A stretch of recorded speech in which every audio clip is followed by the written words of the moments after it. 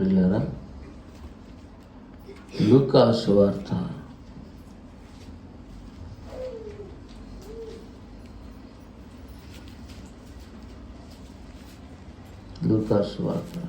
మొదటి అధ్యాయం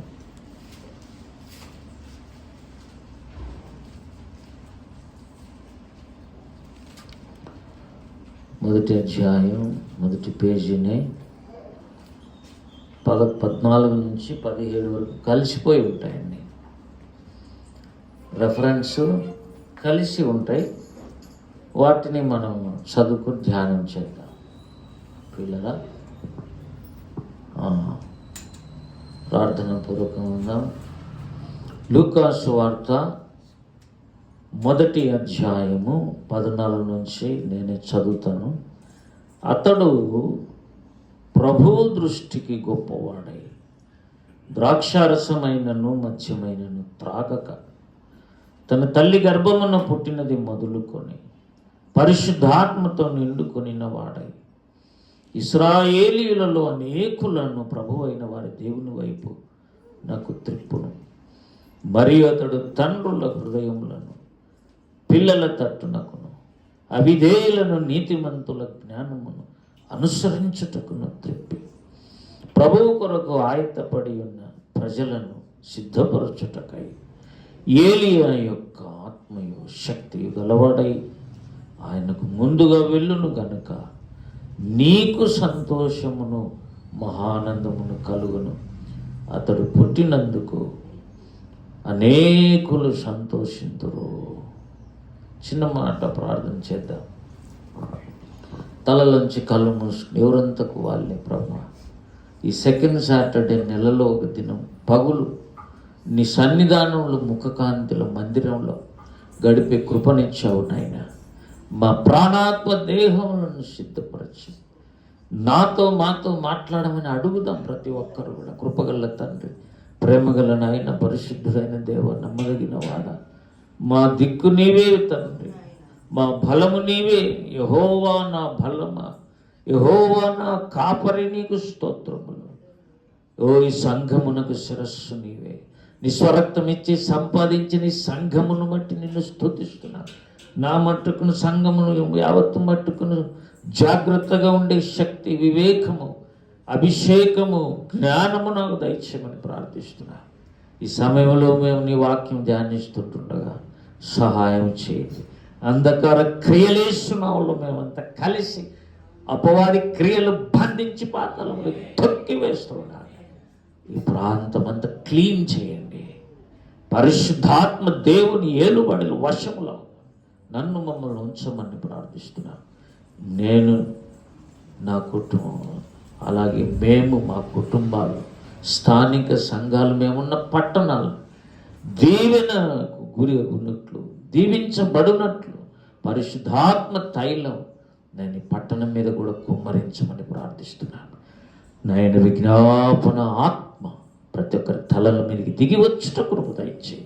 బైబిల్లో ఉన్న విషయాలు అనుభవించి సత్యమును గురించిన అనుభవ జ్ఞానం కలిగిన వాళ్ళమై నీ చేయబట్టుకుని నడవడానికి సహాయం చేయండి. సాయంకాలం వరకు నీ కృపగల హస్తం ఇక్కడ పరిశుద్ధాత్మ మేఘం వల్లే ఉండనట్లు నీ చేతులకు మమ్మల్ని అప్పగించుకుంటున్నాం. రావాల్సిన వారు ఆటంకంలో అధిగమించి వచ్చే ఆసక్తి మీరు దయచేయమని మీకే మహిమ ఘనతలు ఆరోపిస్తేస్తున్నాం అడుగుతున్నాము తండ్రి.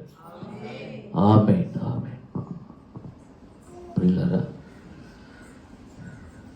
బైబిల్లో ఎన్నో విషయాలు ఉన్నాయి, కానీ మరి అత్యంత ప్రాముఖ్యమైన విషయాలు దైవజనుడైన ఓఫిరన్న ద్వారా దేవుడు మాట్లాడుతున్నాడు. ఇవి అంచెదినాల్లో మహాప్రవక్త నోట ఏముంటుందంటే, ఏదైతే దేవుని హృదయంలో, మనస్సులో ఏ విషయం ఉందో, భూమి మీద ఏం జరుగుతుందో దానికి అనుకూలమైన మాటలే వస్తుంటాయి. అందరికీ రావట్ల. కాంటెంపరీ ఇష్యూస్ మీద మాట్లాడే దేవుని నోరు కలిగినటువంటి నేనెట్రా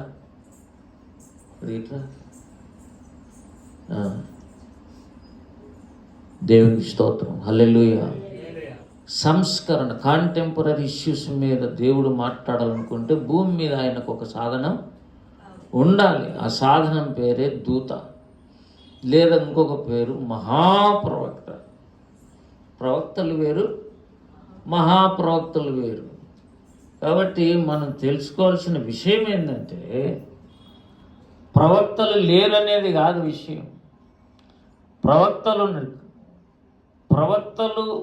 ఉన్నారని నమ్మాలి. ఉన్నారనేది సత్య బోధ, సత్యబోధ. నీళ్ళు కూర్చున్నాను, ఊరికి లేదండి మీరు ఉన్నాయి ఎట్లుండే మీరు అసలు దాన్ని జోలికి పోకుండా ఉన్నట్టు బాగుండేది. లేదు, మధ్యలో సాధ్యమైనంత వరకు లేదు. అది తప్పు పోయినా పర్వాలేదు, వాక్యం ఉండేటప్పుడు లేదు. కడపలో హెబ్రోన్ చర్చి ఆయన వాక్యం చెప్తుంటారు. ఓఫీర్ అన్న కామ్గా వచ్చి కూర్చున్నాడు. వాక్యం ముఖ్యం నాయన, నేను రావటం కాదు. ప్రియులారా, we should honour the word of God. ఇటువంటి తిరగటం లేయటం కూడా అది అత్యవసరమైనప్పుడు తప్ప. ప్రియులారా, ఫస్ట్ విషయం ఏంటంటే ప్రజెంట్ ఉన్న బోధ, ప్రవక్తలు లేరు, అపోస్తులు లేరు. ఆ బోధ చలమని అవుతుంది. ఆ బోధ ఉన్నంత వరకు ఏమంటే ఆ బోధే తప్పు. ఆ బోధ ఉన్నంత వరకు నీవు భక్తి యొక్క లోతైన విషయాలు గ్రహించలేవు.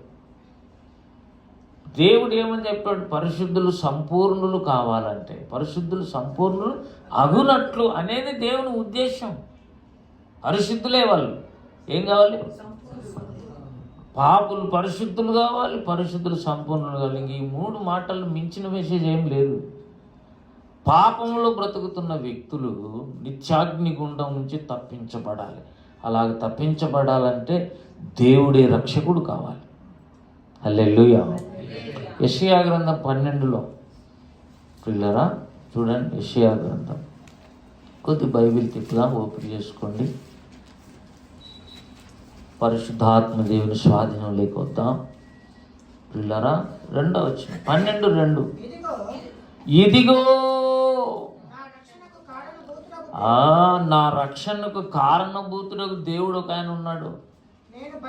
చాలు చాలు చాలు.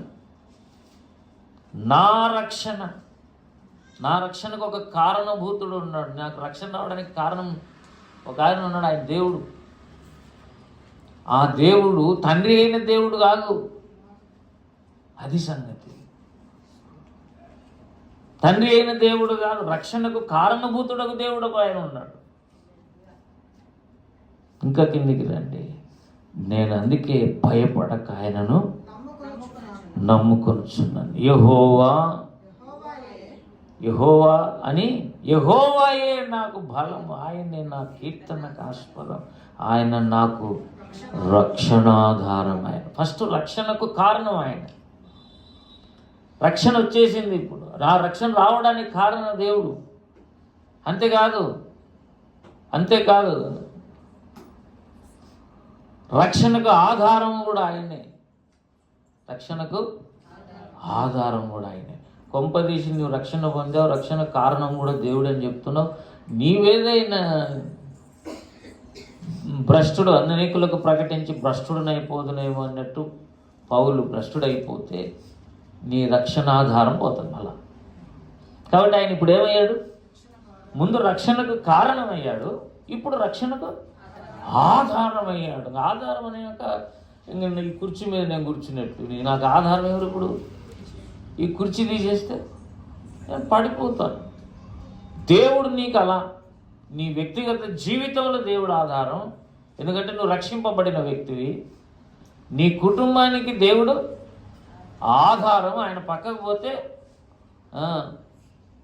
నీతి న్యాయములు వల్ల నీ సింహాసనానికి ఆధారం అంటాడు. అది వేరే సబ్జెక్ట్. ఇక్కడ రక్షణ ఆధారం గురించి మాట్లాడుతున్నాం. రక్షణ అనేది ప్రారంభ మెట్టు. ఈ రక్షణ నుంచి 7 మెట్లు ఎక్కితే నువ్వు అప్పుడు సంపూర్ణుడవు అవుతావు పిల్లరా. కాబట్టి రక్షణకు కారణం ఆయనే, రక్షణకు ఆధారము ఆయన. రక్షణకు ఆధారం ఎవరు? ఇప్పుడు యేసుక్రీస్తు ప్రభు. బాగుమతి పెట్టుకండి చెప్తున్నా. కిందికి వచ్చే తల్లికి కావున మీరు ఆనందపడి, అంటే ఎలా ఉండాలి? రక్షింపబడినోడు రక్షణానందంలో ఉండాలి. అది సంగతి. మీరు ఆనందపడి రక్షణాధారమైన బావులలో నుండి నీళ్లు. కాబట్టి రక్షణకు ఆధారమైన యేసుక్రీస్తు అర్థం కావాలంటే బావులన్నీ తవ్వుకోవాలి నువ్వు. అబ్రహాము తవ్వాడు, ఫిలిస్తీన్లు బూట్ చేశాడు. మళ్ళా ఇస్సాకు తవ్వాడు. అబ్రహాము సంతానము అంటే ఇశ్రాయేలీలందరూ చేయాల్సిన పని ఏంది? బావులు తవ్వుకోవాలా. అప్పుడు పాత నిబంధనలో ఫిజికల్గా బావులు తవ్వుకోవడము మా ఇంట్లో కూడా ఉండేది. ఆ కాలంలో బోర్ అనేది లేదు, అసలు బోర్ వేసే శక్తి, ఆ టెక్నాలజీ రాలే అప్పుడు. ఇంకా బావులు తవ్వుకోవడమే కనీసం 3 నెలలు పడుతుంది బావి తవ్వుకోవాలంటే. కొంతమంది పెద్దోళ్ళు అంటుండే దప్పికైతే ఇప్పుడు తవ్వుతారు బావి. పెద్దోళ్ళు ఏమంటారు? దప్పికైనప్పుడు బావి తవ్వడం స్టార్ట్ చేస్తే 3 నెలలు పడుతుంది. కాబట్టి దప్పిక అవుతుందని నువ్వు ముందే బావి తవ్వుకోవాలి. నీతి నిమిత్తము ఆకలి దప్పికలు మనకు కలుగుతాయి కనుక రక్షణాధారమైన బావులు కొన్ని ఉన్నాయి. ఆ బావులు లేకపోతే నీకు ఆధారం పోతుంది. ఇప్పుడు ఒక ఈక్వేషన్ రంజిత్ చెప్తుంటాడు. రక్షణాధారమైన యేసుక్రీస్తు, రక్షణాధారమైన బావులు. యేసు ప్రభు లేకపోతే రక్షణాధారం పోతుంది, బావులు లేకపోతే కూడా రక్షణాధారం పోతుంది. సో యేసు ప్రభు ఈజ్ ఈక్వల్ టు రక్షణాధారమైన బావులు. హల్లెలూయా. కొత్త నిబంధనలో ఆ బావులు ఆత్మ సంబంధమైన బావులు. వాటికి వచ్చేతలకే ఫిజికల్ బావులు పనికిరావు. వాటికి వచ్చేతలకే ఫిజికల్గా మనం తవ్వే బావులు పనికిరావు. కాబట్టి సమరస్త్రీ ఆ బావి కాడికి వస్తే ఈటికి ఎందుకు వచ్చినావు మను అన్నాడు. ఆత్మ సంబంధమైన కొత్త నిబంధన సంబంధమైన బావులు ఫిజికల్ బావులు కాదు, అవి దేవుడిచ్చి నీళ్లు త్రాగువాడు ఎన్నటికీ దప్పికొనడు. హల్లెలూయా. దప్పికొన్న వారులారా నా యొద్దకు. దప్పిక నీకు పోవాలంటే యేసు దగ్గరికి రావాలి. యేసు దగ్గరికి వచ్చేంత వరకు నీ దప్పిక తీరదు. నీకు లోపల ఆ కొరత ఉంటుంది. కనుక ప్రియులారా, బైబిల్ గ్రంథం 66 రకాల బావులు ఉన్నాయనుకుంటే ఆత్మ సంబంధంగా నీవు చదివి ధ్యానం చేసి అందులో ఉన్న నీళ్లు నువ్వు కష్టపడి చెందుకోవాలి. బాగా వినండి జాగ్రత్తగా. రక్షణ ఉచితమే కానీ రక్షణ బావులలో ఉండే నీళ్లు నువ్వు తవ్వుకోవాలి, చేంతారు తెచ్చుకోవాలి, బకెట్ తెచ్చుకోవాలి, చేదుకొని తాగాలి. అది ఆత్మ సంబంధంగా. అంటే స్పిరిచువల్గా నీవు కొంత టైం స్పేర్ చేసి దేవుని కోసం కొంత టైం ఇచ్చి కష్టపడి ప్రయత్నాలు చేస్తూ యత్నించే గుంపు. హల్లెలూయా. 25 ఏమంటాడు? నమ్మకముగా ఉండ యత్నించువాడు ఒకడు నాకు కనబడిన ఎడల నేను ఆ పట్టణమును కాపాడతాను. ఏమన్నా చూడండి 25 నేను చెప్పే లోపల నువ్వు తీసి సిద్ధంగా ఉండాలి. అవసరమైతే చదవాలనే ఆశ నీకు ఉండాలి.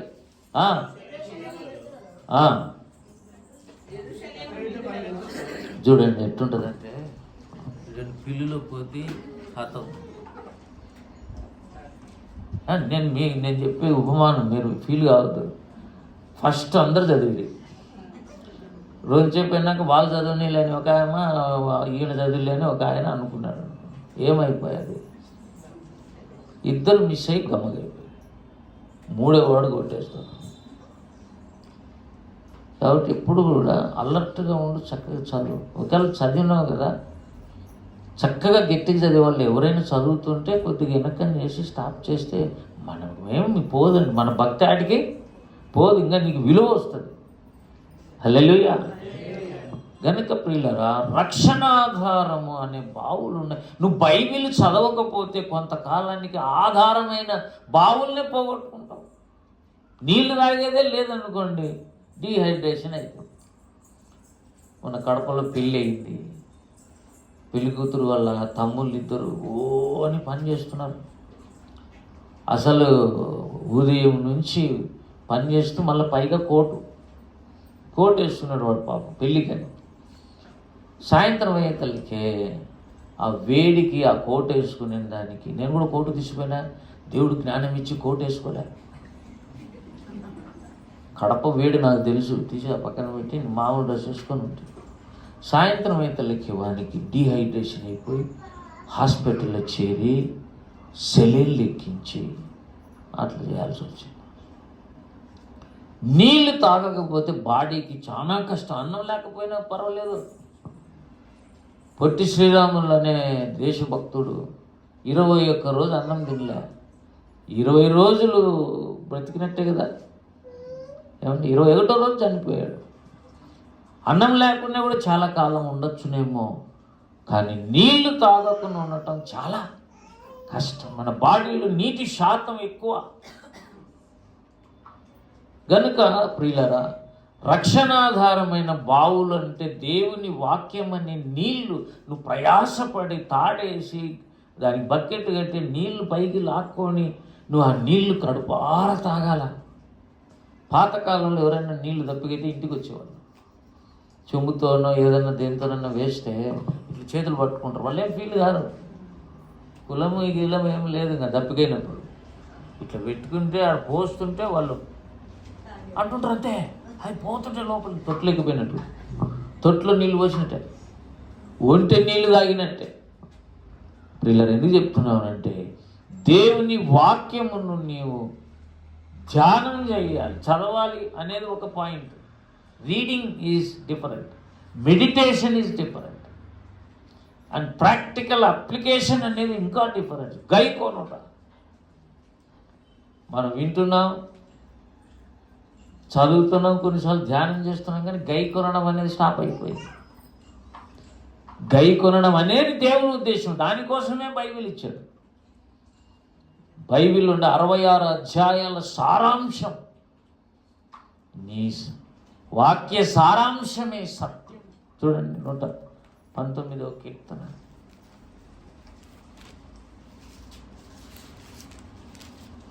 ప్రియులారా,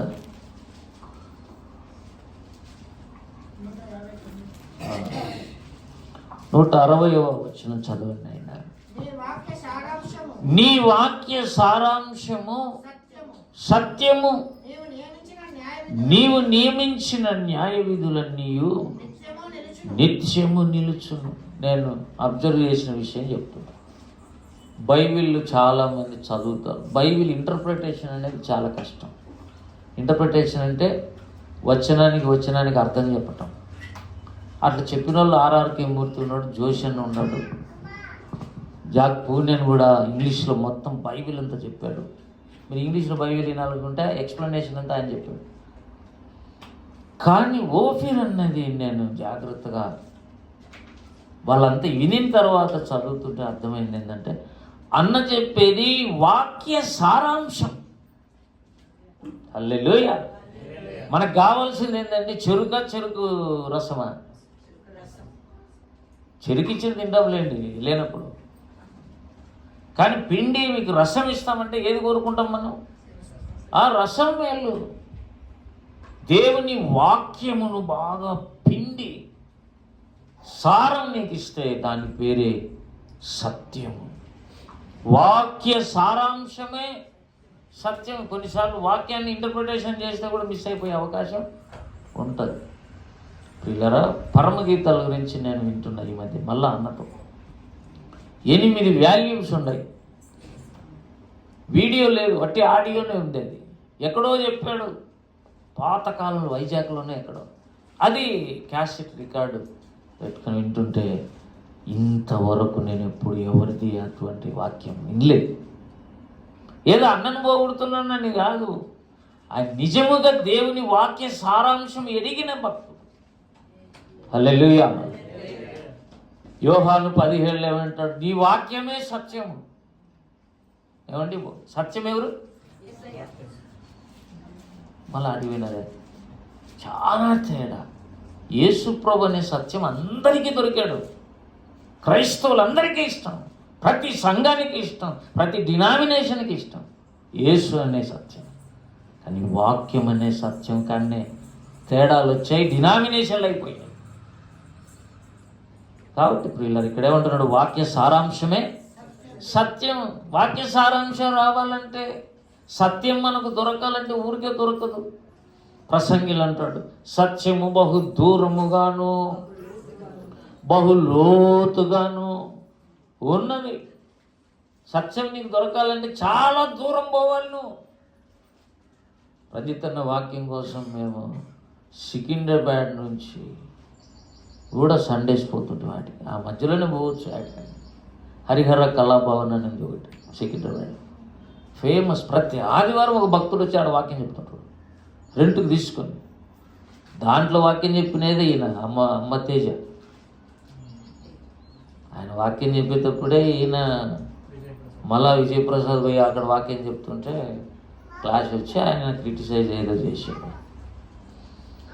ప్రియులారా హరిహర కళావంలోనే పోవచ్చు. కానీ ఓపీర్ అనేది కూకట్పల్లి హౌసింగ్ బోర్డు అంటే వెస్ట్లో ఎక్కడో ఈస్ట్ నుంచి లేదా సనత్ నగర్ నుంచి అదే పనిగా బస్సులు ఎక్కిపోయి దేవుని వాక్యం ఆదివారం వినేవాళ్ళు.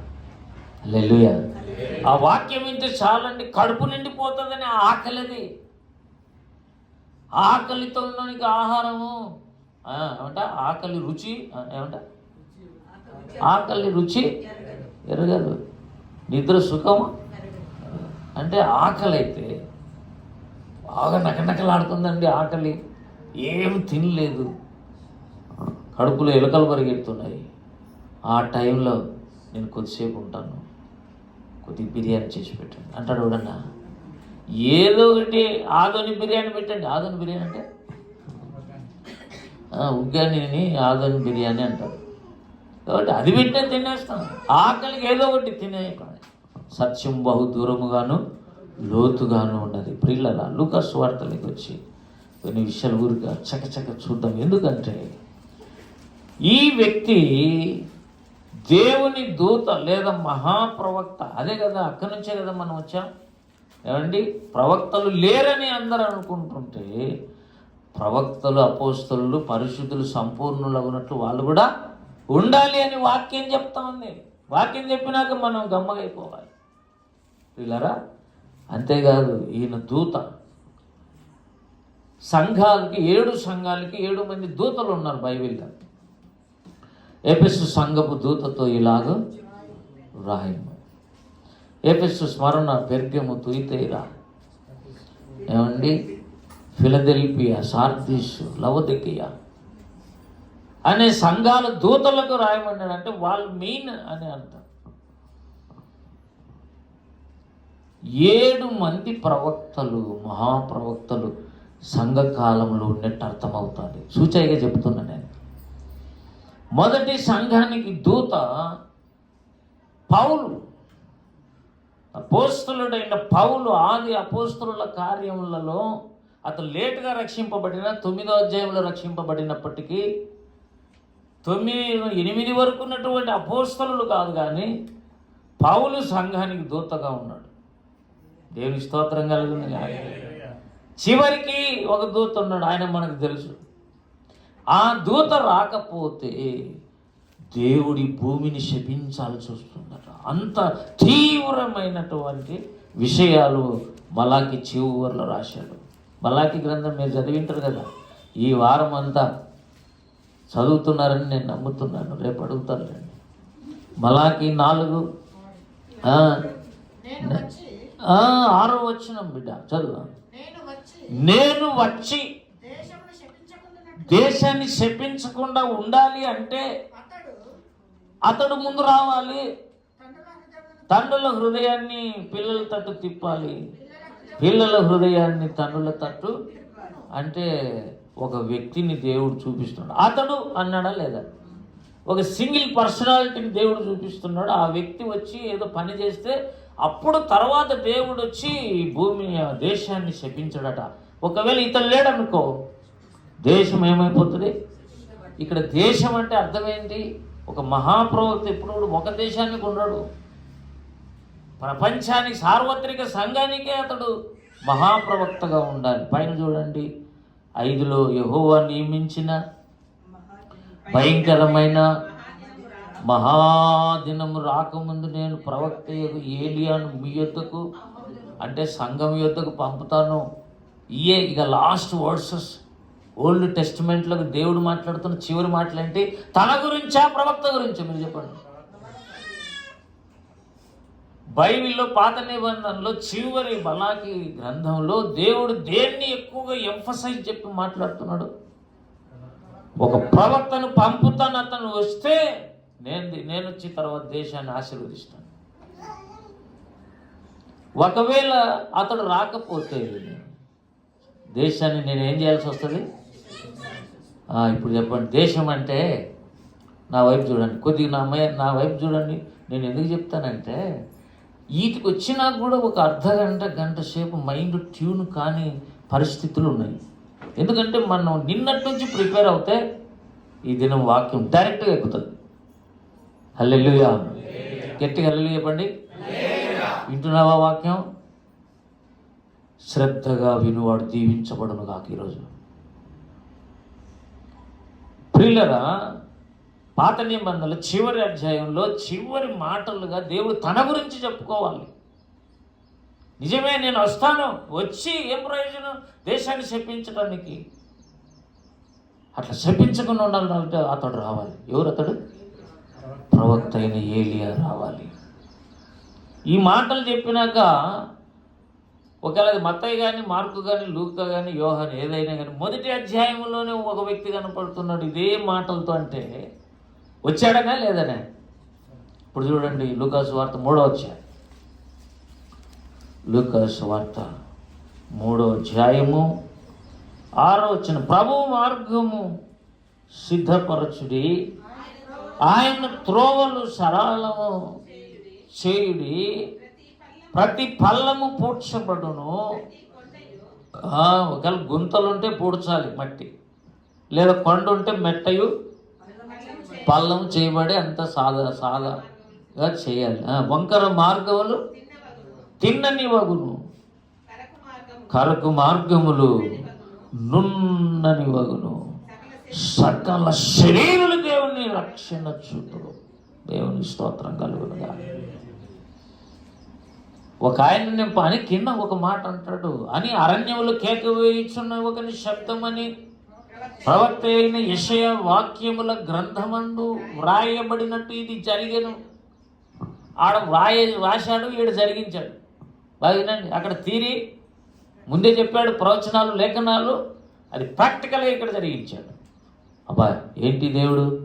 వాగ్దానములనిచ్చి నెరవేర్చువాడు. హల్లెలూయా. ఫస్ట్ పాట ఏం పాట మనం? వాగ్దానములనిచ్చి నెరవేర్చువాడవు నీవే. పాడ. వాగ్దానములనిచ్చి నెరవేర్చువాడవు నీవే, నమ్మకమైన దేవా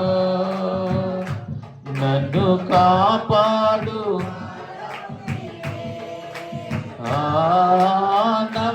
నమ్మకమైన దేవా నన్ను కాపాడు, పాడవు నీవే. ప్రభువా నేను కొనియాడేదా. హల్లెలూయా పాడేదా.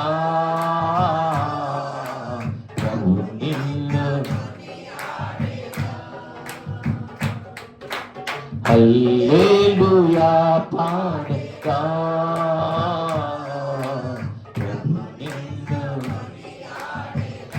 స్తోత్రం. హల్లెలూయా.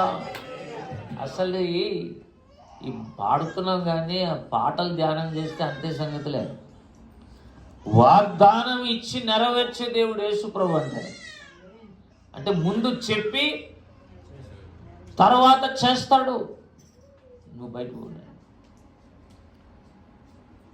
వాగ్దానాలను ముందిచ్చి, మీరు చెప్పండి ప్రియులారా, యెషయా గ్రంథం 40లో యెషయా ప్రవక్త ఒక వ్యక్తిని గురించి ప్రవచిస్తున్నాడు. యెషయా గ్రంథం 40వ అధ్యాయం తీయండి త్వరగా, తీసిన చదవండి.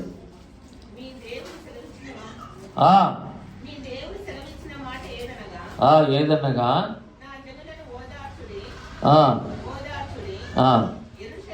ప్రారంభం కాదు 3వ వచనం, ఆలకించుడి, అడవిలో ఒకడు ప్రకటిస్తున్నాడు. అంటే యెషయాకు ఎవరు కనపడుతున్నాడు? అడవిలో ఒక అడవి కనపడుతుంది, అడవిలో ఒక వ్యక్తి ఉన్నాడు, ఆ వ్యక్తి ప్రకటిస్తున్నాడు. ఎక్కడ? అరణ్యంలో ప్రకటిస్తున్నాడు. మందిలో కాదు, బహిరంగ కూడిక కాదు అది. అంటే ఈ లోకమంతా దేవుని దృష్టికి ఎలా ఉంది? అడవిలాగా ఉంది. ఎటు పడితే అట్టుంటే అడవి అంటాం. ఊరు ఉంటే అట్లుంటుందా?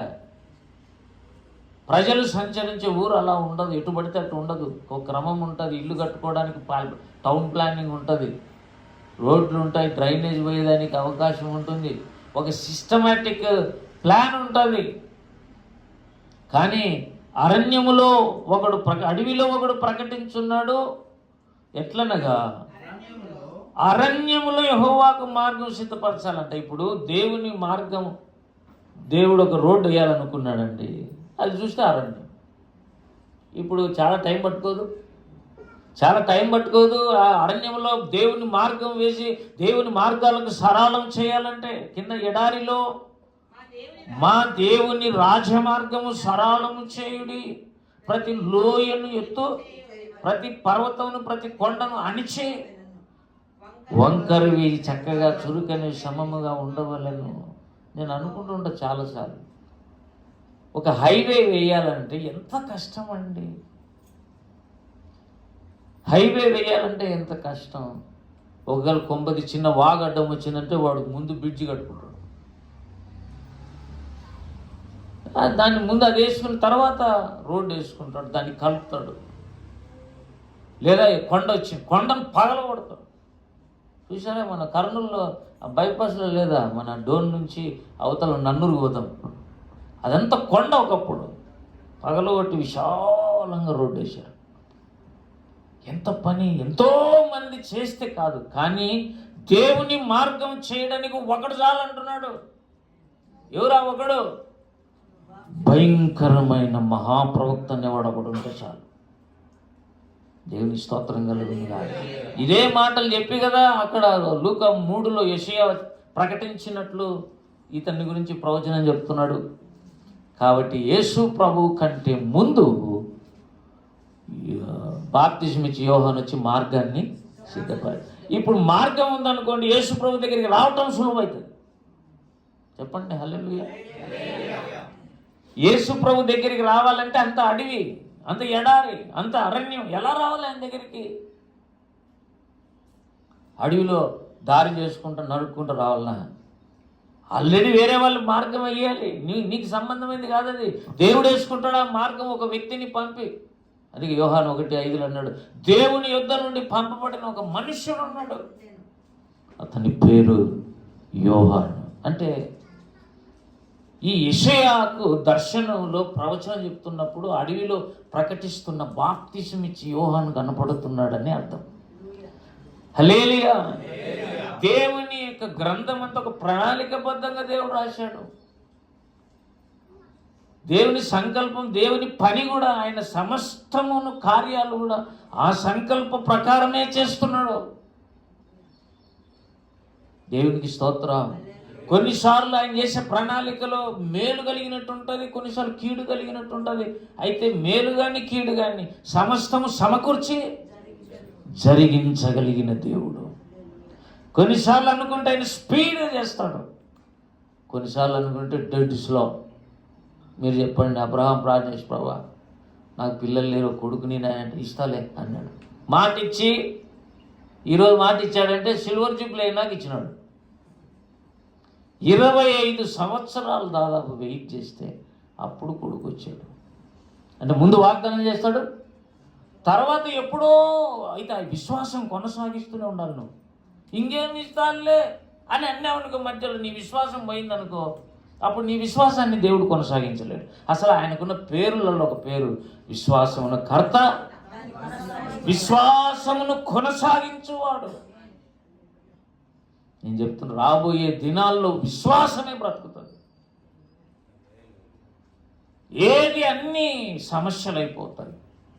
బంగ్లాదేశ్లో పోయిన వారం అంతా ఇన్ఫ్లేషన్ వచ్చింది. తెలుసా మీకు? ఎంతమంది తెలుసు? చేతులు ఎత్తండి. మీరు సముద్రంలో తిమింగలాలు, బావిలో కప్పలైతే బంగ్లాదేశ్ మనకెందుకు సార్? మనకు ఒక బంగ్లా ఉంటే చాలు. మన కుటుంబం కథ మనం చూసుకుందాం. లేదు సార్, ఎక్కడనో మనం చూస్తామంటే, ప్రియులరా, నీకు విషయ పరిజ్ఞానం కూడా ఉండాలి. జ్ఞానం ఒకటి ఉంటే చాలన్నాడా? తెలివి కూడా ఉండాలన్నా వద్దా? తెలివి ఉంటే చాలు అనుకున్నాడా? వివేకం ఉండద్దా? అన్నీ ఉండాలి. సమస్త విధములైన జ్ఞానము చేత వాక్యాన్ని బోధిస్తూ ప్రతి వ్యక్తిని క్రీస్తు ఎదుట సంపూర్ణునిగా నిలబెట్టుటకు, సంపూర్ణునిగా నిలబెట్టాలంటే ప్రతి విధమైన జ్ఞానం చెప్పాల్సి వస్తుంది. హల్లెలూయా. జ్ఞానం సంపాదించాలి. రేపు వాడే నిలబడతాడు. ఎందుకంటే నా జనులు జ్ఞానం లేక నశించిపోతున్నారు. ఏ జనులైతే జ్ఞానం సంపాదిస్తారో వాళ్ళు నశించరు అని హోషేయ అర్థం. నా జనులు జ్ఞానం లేక, ఎవడైనా నశించి పాతాళానికి పోతున్నాడంటే మనకి ఏ జ్ఞానం లేదు, దైవ జ్ఞానం లేదు, పరిశుద్ధిని గురించిన జ్ఞానం లేదు. ఓపిరన్న అనుకున్నంటే ఇప్పటికీ ఒక 50-100 కోట్లు ఈజీగా సంపాదించు. కానీ 5 కోట్లు అప్పు సంపాదించాడు. రంజిత్ అన్నకి ఏమైంది? 5 కోట్లు అప్పు అయిపోయింది. రేపు దేవుడు అంటాడు, నేను సంపాదించడం ఈజీ. ఏమండి, డబ్బులు సంపాదించడం చాలా ఈజీ, కానీ ఒక్క ఆత్మను సంపాదించడం చాలా కష్టం. ఎందుకంటే సర్వలోకం ఈక్వల్ టు ఒక ప్రాణం. ఒకడు సర్వలోకాన్ని సంపాదించి టక్కన రోజు ప్రాణం పోయింది, ముక్కులోంచి అది వెళ్ళిపోయింది ఊపిరి, ఏం ప్రయోజనం అన్నాడు ఒక చోట. మళ్ళీ ఉండి ఒకడు ప్రాణాన్ని సహా పోగొట్టుకోకపోతే దాన్ని రక్షించుకోలేడు అన్నాడు. దాన్ని అంటే ప్రాణాన్ని పోగొట్టుకుంటే రక్షణను నువ్వు సంపాదించుకుంటావు. అంటే సర్వలోకం కంటే ప్రాణం పెద్దది, ప్రాణము కంటే రక్షణ విలువైంది. దానికోసం సమస్తము పడేస్తాడు దేవుడు. ఒక ముత్యం కోసం ఉపమానంలో ఏమన్నాడు? ఏమండి, ఒక ముత్యం కొనాలనుకొని తనకున్నదంతా అమ్మి ఒక ముత్యం కొనుక్కున్నాడంట. చూడండి వీళ్ళరా, మత్తయి సువార్త 13వ అధ్యాయం. మీరు నాకంటే స్పీడ్గా ఉన్నారని నేను అనుకుంటున్నాను పిల్లరా.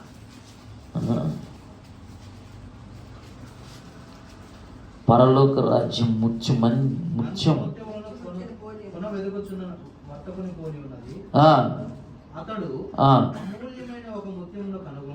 ఆ ముత్యాలు, మంచి ముత్యాలు రావాలని వెతకడానికి ఒక బిజినెస్ మ్యాగ్నెట్ బయలుదేరాడు. చివరికి ఒక అమూల్యమైన ఒక ముత్యాన్ని కనుగొన్నాడు. పోయి అంటే కనుగొన్నాక మళ్ళీ ఎక్కడ పోయినట్టు ఈ మనిషి? మీరు చెప్పండి. ఆ ముత్యం కొనాలంటే చాలా కాస్ట్లీ అని చెప్పారు. కాబట్టి ఇంటికి పోయాడు. మళ్ళా పోయి తనకు కలిగినదంతా అమ్మేసి ఆ ముత్యాన్ని ఒకదాన్ని కొన్నాడు. అందరండి మెంటలు పట్టింది. నాకు ఉన్నే కోట్లల్లో అమ్మేసి, ఆస్తులన్నీ అమ్మేసి ఈ ఎవరు ఈ వ్యాపారి? యేసుక్రీస్తు ప్రభు తనకున్న సర్వము ఇచ్చి ఒక ముత్యాన్ని కొన్నాడు. ఆ ముత్యం గుణవంతురాలైన భార్య. గుణవంతురాలైన భార్య దొరుకుట అరుదు. అది ముత్యముల కంటే అమూల్యమైన ముత్యం అనుకోండి. ఇప్పుడు భార్య దొరకాలంటే మొత్తం అమ్ముకోవాలి నువ్వు. ఇప్పుడు కాలం కాదు, కట్నం ఇచ్చుకునే కాలం కాదు. యేసు ప్రభు ఏమిచ్చాడు? ఏమండి, రక్తం ఇచ్చాడు, ప్రాణం ఇచ్చాడు, పరలోకాన్ని ఇచ్చేశాడు, సింహాసనం ఇచ్చాడు, మొత్తం అన్ని రిక్తునిగా చేసుకొని వచ్చి ఆ రక్తం నిన్ను కాచి నిన్ను కొన్నాడు. నీకు ఆ విలువ తెలియాలి. మనం అడగాల్సింది ఏంటి దేవుణ్ణి? ప్రభువా, నీవు నన్ను కొన్నావే, నేను ఎంతటి వాడని యేసయ్య అని పాట రాశాడు ఆయన స్టీవెన్సన్. ఎంతటి వాడని నేను అనే గ్రహింపు నీకుంటే నిన్ను ఆయన ఎంత విలువ పెట్టి కొన్నాడో చూడు. ఇప్పుడు చెప్పండి, ముత్యం ఎక్కడ దొరుకుతుంది? ఏమండి, ముత్యాలు ఎక్కడ దొరుకుతాయి? సముద్రపు లోతు అడుగుల్లో లేకపోతే అక్కడ ఎక్కడన్నా గవ్వలు దొరికితే వాటిని తీసి, అసలు పైన అవి దొరకవు, లోపలికి నీళ్ళల్లోకి వెళ్ళిపోవాలి. అక్కడ ఉంటుంది ఒకటి గవ్వ లేదా చిప్ప. ఆ చిప్పలను తీస్తే లోపల ముత్యాలు ఎలా తయారవుతాయో తెలియదు. ఆ ముత్యాలు తీసుకొని వచ్చి ఒక దండ అల్లి నీ మెడలు వేసినామనుకో, ఏమండి, ముత్యాలు అనేటివి సముద్రము లోపల దొరికేటి. సత్యము కూడా బహు దూరముగాను లోతుగాను ఉంది. వాటి కోసం వెదికి, అందుకే నేను మొన్న ఒక వచనం చూపించాను మీకు, కీర్తనలు 18లో దావీదు అనే ముత్యము ఎక్కడో నీటి అడుగు భాగంలో ఉన్నాడు. చూడండి పిల్లరా, దావీదు గురించి మనం జ్ఞాపకం చేసుకుంటే 18వ అధ్యాయం, ఏమండి, కీర్తన 18వ అధ్యాయము 16 చదవండి. ఉన్నత స్థలములో నుండి చేయి చాపి ఆయన నన్ను పట్టుకున్నాడు. కానీ నేను ఎక్కడున్నా? నన్ను పట్టుకొని మహా జలరాశులలో నుండి, జలములోంచి కాదు, జలరాశులు, అవి కూడా మహాజలరాశులు, సముద్రాలు కాదు, మహాసముద్రాలు వేరు. బాగా వినండి, ప్రవక్తలు వేరు, మహాప్రవక్తలు వేరు, జలములు వేరు, మహాజలములు వేరు. ఎర్ర సముద్రం కూడా సముద్రమే, ఉప్పు సముద్రం కూడా సముద్రమే. కానీ పసిఫిక్ సముద్రాన్ని సముద్రం అనరు, మహాసముద్రం. పసిఫిక్ మహా, ఆ సముద్రము లోపలికి దేవుడు చేయి పెట్టాడట. అది తెలుసా ఎన్ని కిలోమీటర్లు ఉందా? లోపలికి కిలోమీటర్లు ఉంది. అంత లోపలికి చేయి పెట్టి అక్కడ ఆడో తగిలాడు దావీదు. అతన్ని పట్టుకొని, నన్ను పట్టుకొని ఏమన్నాడు? చదవండి, అది మహాజలరాశులలో నుండి తీశాడు. దావీదుకు దేవుడు మహాజలరాశులోంచి తీసిన ముత్యం అని చెప్తున్నాడు. కాబట్టి ఇతని కోసము సమస్తము నా కొరకై సర్వము నర్పించినావే.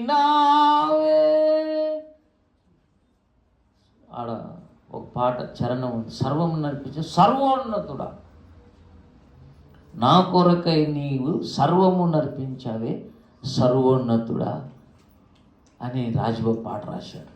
మధురం మధురం నీ నామస్మరణం మహిమోన్నతుడా,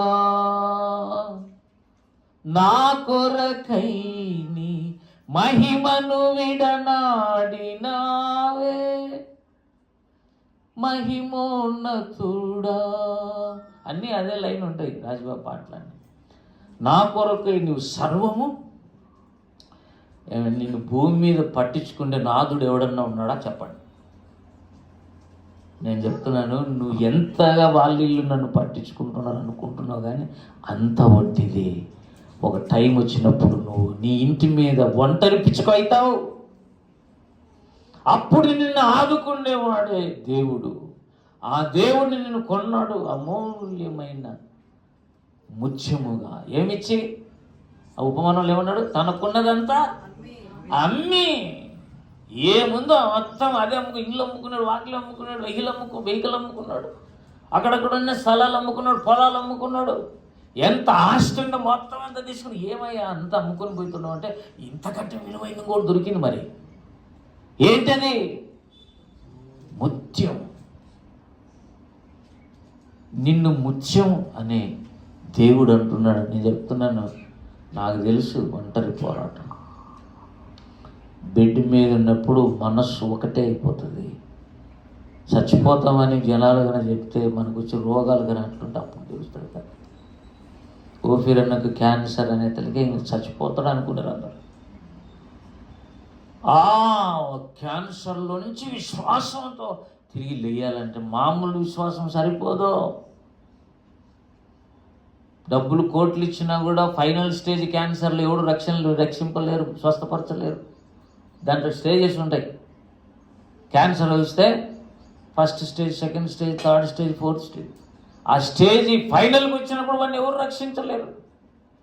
కానీ రంజిత్ చూసిన డాక్టర్ చెకప్ చేశాను, ఇతను ఎక్కువ కాలం బతకడు, సరిగ్గా గమనించినట్లు లేడు, టోటల్గా లోపల అన్ని సెల్స్ పాడైపోయినాయి, క్యాన్సర్ ఉధృతంగా అన్ని వెళ్ళిపోయినాయి ఆర్గన్స్లోకి, ఎక్కువ కాలం బ్రతకడం మహా అంటే నెలలే అని చెప్పారు.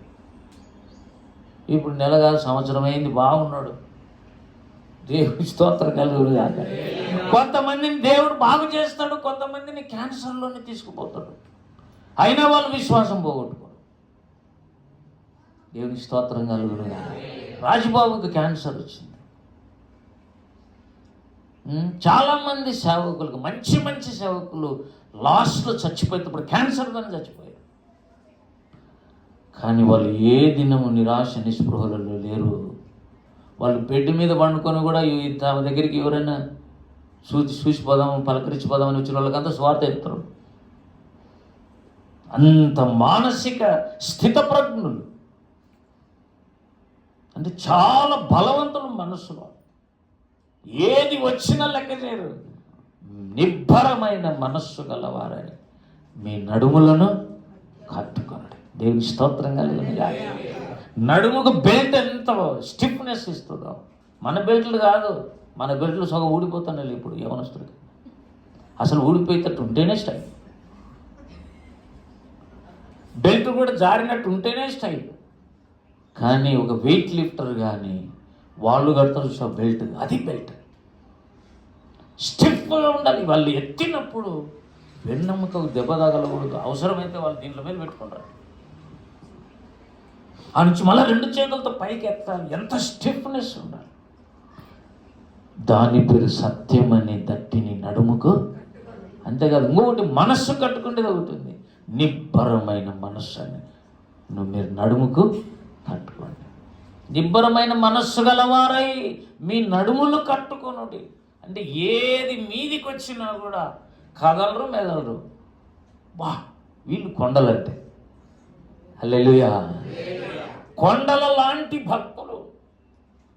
యెహోవా యందు నమ్మిక ఉంచువాడు కదలక నిత్యము నిలుచు సీయోను కొండ వలె ఉంటారు. కొండలు ఎవడెత్తుతాడండి? కొండలాంటి విశ్వాసం, కొండలాంటి బలం. ఎందుకంటే అసలైన కొండతో సహవాసం చేశారు. హల్లెలూయా. దేవుడు పరిశుద్ధ పర్వతం మీద ఉంటాడు. ఆ పరిశుద్ధ పర్వతమైన దేవునితో సహవాసం చేసిన కొండలు వీళ్ళంతా. హల్లెలూయా. అందుకే దీని పేరు సీయోను కొండ. సీయోను కొండను చూసి మీరు ఏదో అనుకొని చిన్న చూపులు చూడకండి, ఓర చూపులు చూడద్దు. ఓర చూపులు చూడద్దు పిల్లరా. బహుశా 68వ అధ్యాయం అనుకుంటున్నాను. చూడండి, అక్కడ అంటాడు, మీరు ఓర చూపులు చూడద్దు, తక్కువ చూపు చూడద్దు. సీయోను కొండ చిన్నదని, పొట్టిదని మీరు ఓర చూపులు చూడద్దు అని రాశాడు. ఇక్కడ 68లో ఉండాలి. చూడండి, చూసారా? కనపడిందా? ప్రారంభంలోనే ఉందా? చదువు. శిఖరములు గల పర్వతములారా, దేవుడు నివాసముగా కోరుకున్న కొండ సీయోను కొండ పొట్టిది, మీరేలా ఓర చూపులు చూచుచున్నారు. చాలు చాలు చాలు చాలు చాలు. పెద్ద పెద్ద హైట్ ఉన్నటువంటి కొండలల్లో సీయోను కొండను చూసి ఇది ఏంటి ఇట్లా ఉంది, దీన్ని ఎవడు చేసుకుంటాడు పెళ్ళి? మెల్లకన్ను అసలు వాళ్ళు ఇటు చూస్తున్నారు, వాళ్ళు ఏముందని చేసుకున్నాడు ఆయన. ఈ పిల్లను పరమగీతాల్లో నల్ల పిల్ల అని పేరు పెట్టాడు దేవుడు. ఏ పిల్ల? నేనైనా బైబిల్ చూసుకుంటుండవా? నువ్వు శాంతి ఇట్రా, నాకు ఆనందమ్మ కనపడలే. అట్లా ఒక్కొక్కరు హైట్ ఉండేవాళ్ళు ముందు, పొట్టి ఉండేవాళ్ళు వెనకాల కూర్చోకూడదు, ముందు వచ్చి కూర్చోవాలి. దేవుని వాక్యమును ప్రేమించే గుంపు. హల్లెలూయా. పరమగీతల్లో ఈ సంఘాన్ని ఏమన్నాడు ప్రారంభంలోనే? 6వ వచనం. యెరూషలేము కుమార్తెలారా, నేను నల్లని దాన్నైనా. ఏమండి? నల్లగా ఉందంటే సౌందర్యం ఉందంట. కొంతమంది తెల్లగా ఉండే కూడా సౌందర్యంగా ఉండరు, కొంతమంది నల్లగా ఉండే సౌందర్యంగా ఉంటారు. చాలా ఆశ్చర్యం. మళ్ళీ 6వ వచనంలో నల్లని దాననని నన్ను చిన్న చూపులు చూడకుడు. ఈ చిన్న చూపులు చూస్తున్నారు వేరే వాళ్ళు ఎవరంటే తెల్లని వాళ్ళు సౌందర్యవంతులు. ఈ నల్లగా ఉండే సౌందర్యవంతురాలను చిన్న చూపులు చూస్తున్నారు. నిన్న యేసుప్రభు అంగీకరించేది, నిన్న పెళ్లి చేసుకునేది, మేమే నోరు మూసుకొని ఉన్నాం తెల్లగా ఉండి. మేము ఎప్పటి నుంచి ఉన్నాం? 68-16లో శిఖరములు మేము.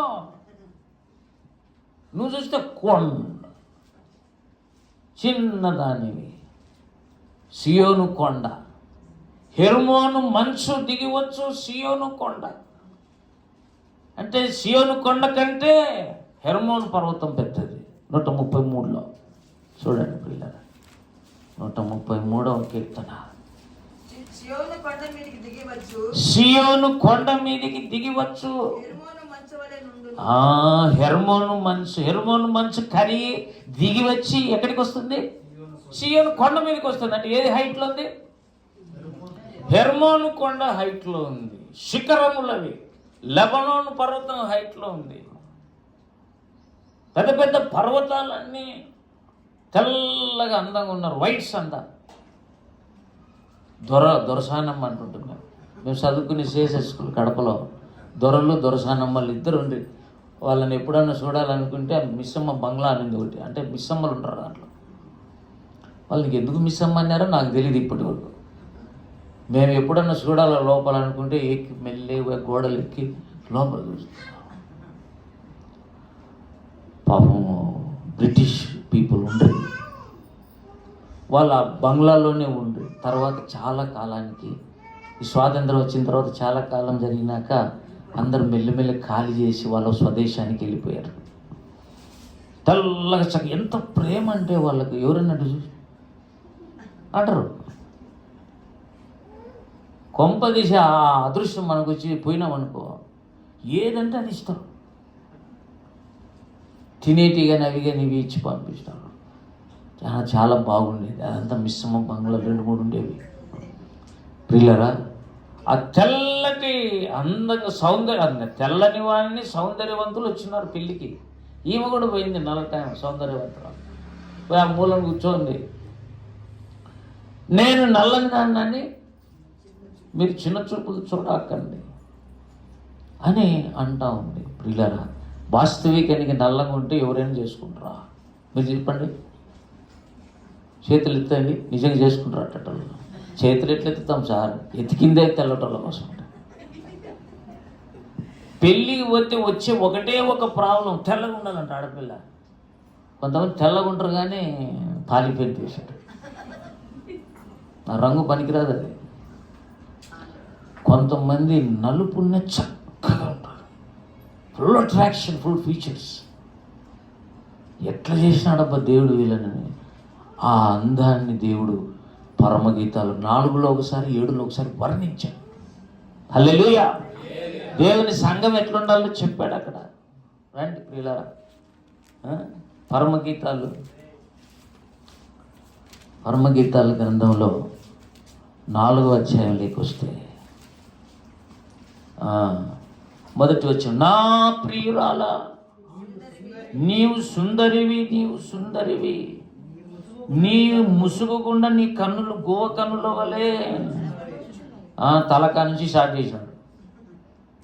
ఈ ప్రియురాలను అది తన అద్భుతంగా వర్ణించాడు. దేవుని కుమారుడు మనస్సులో ఒక పిక్చర్ ఉంది, తన భార్య ఎలా ఉండాలనేది. మీకు చెప్పిన చాలాసార్లు.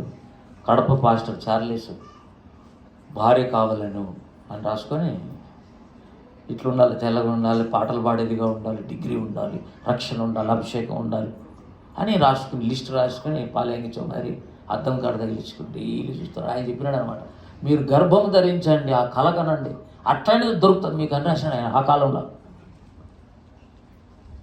అట్లనే ప్రార్థన చేసింటే అట్లనే దొరికింది.